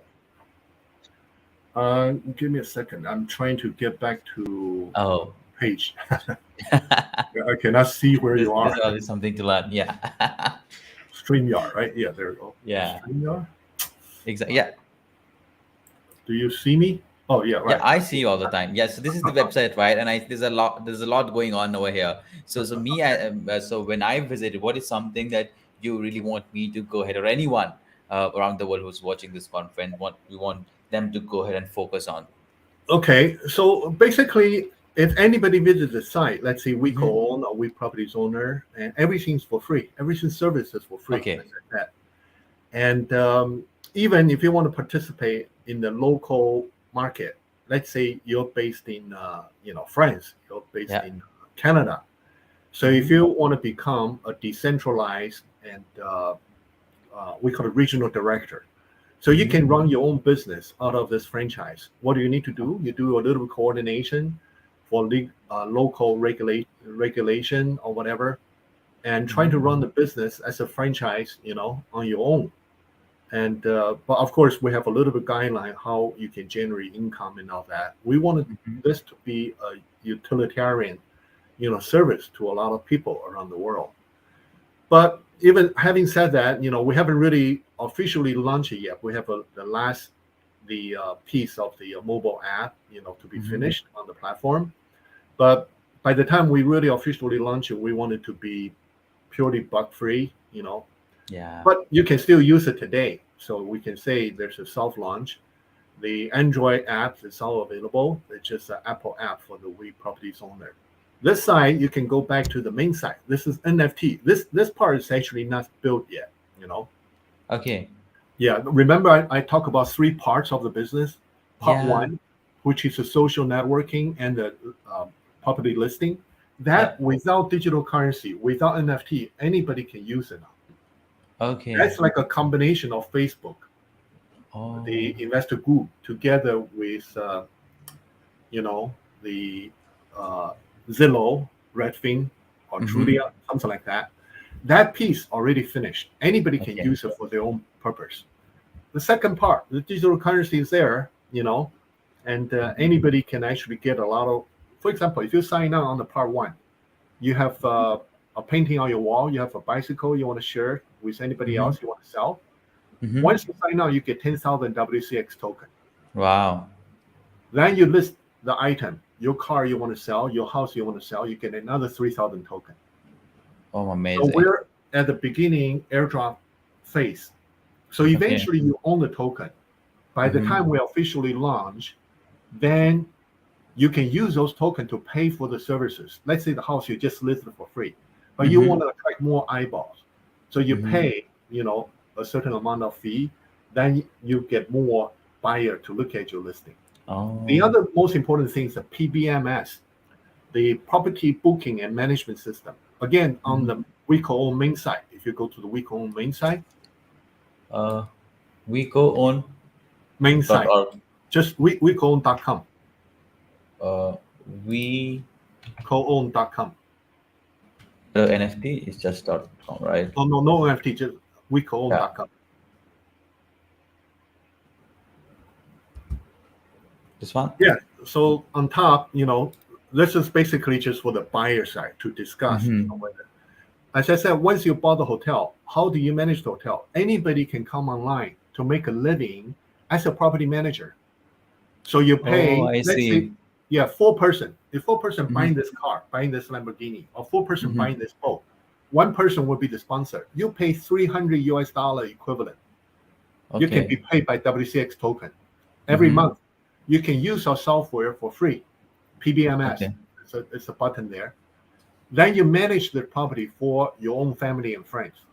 But if you say, I want to develop a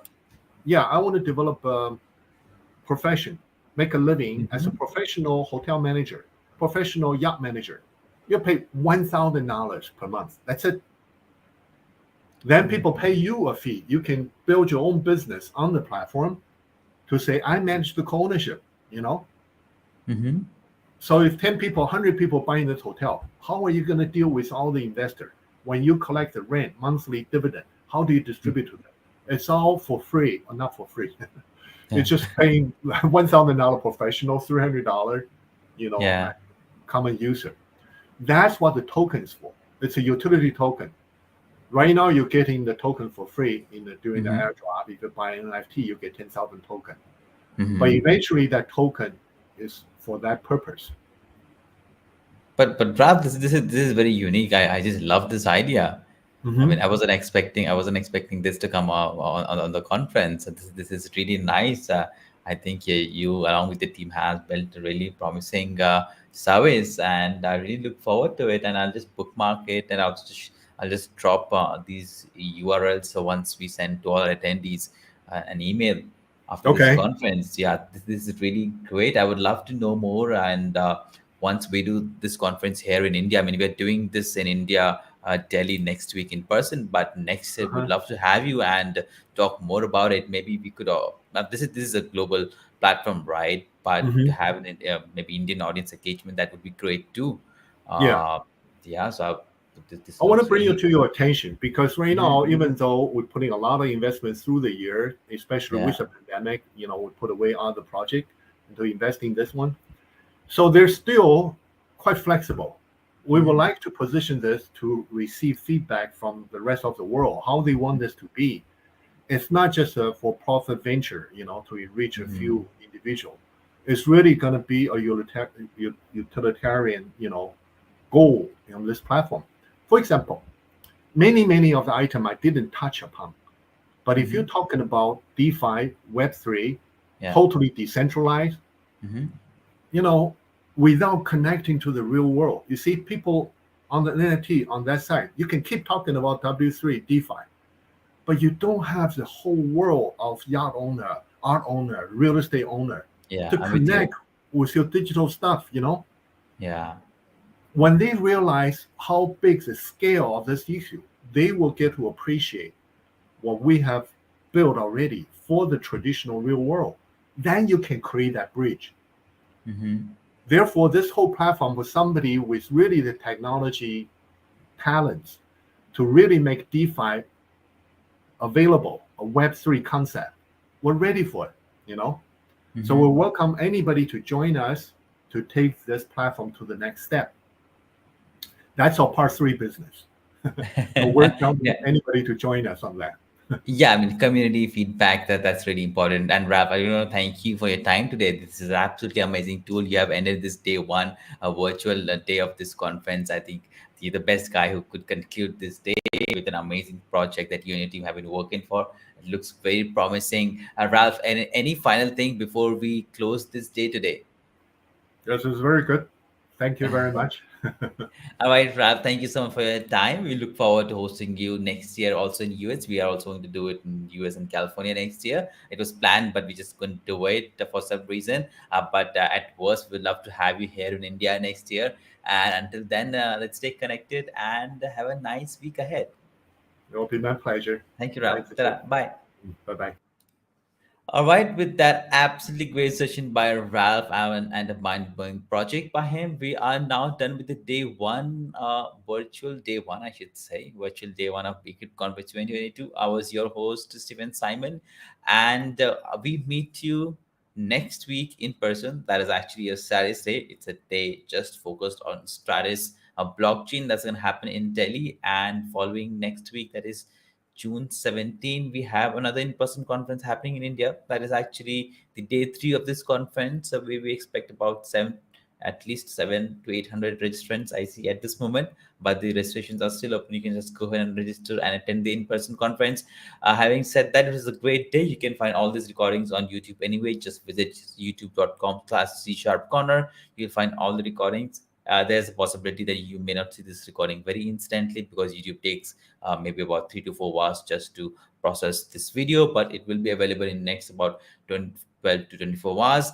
And yeah, as always, I'm your host, Simon. We conclude the day today, and I'll see you in some other virtual conference or in some other live show, or maybe actually in person. I've been traveling a lot these days only to catch up COVID, but I'm back and better once again. So thank you so much everyone for joining today. Thanks to all the speakers, all the volunteers working behind the scenes, and everyone who has joined us, all the audience. And I will see you soon. Ta-da. Bye.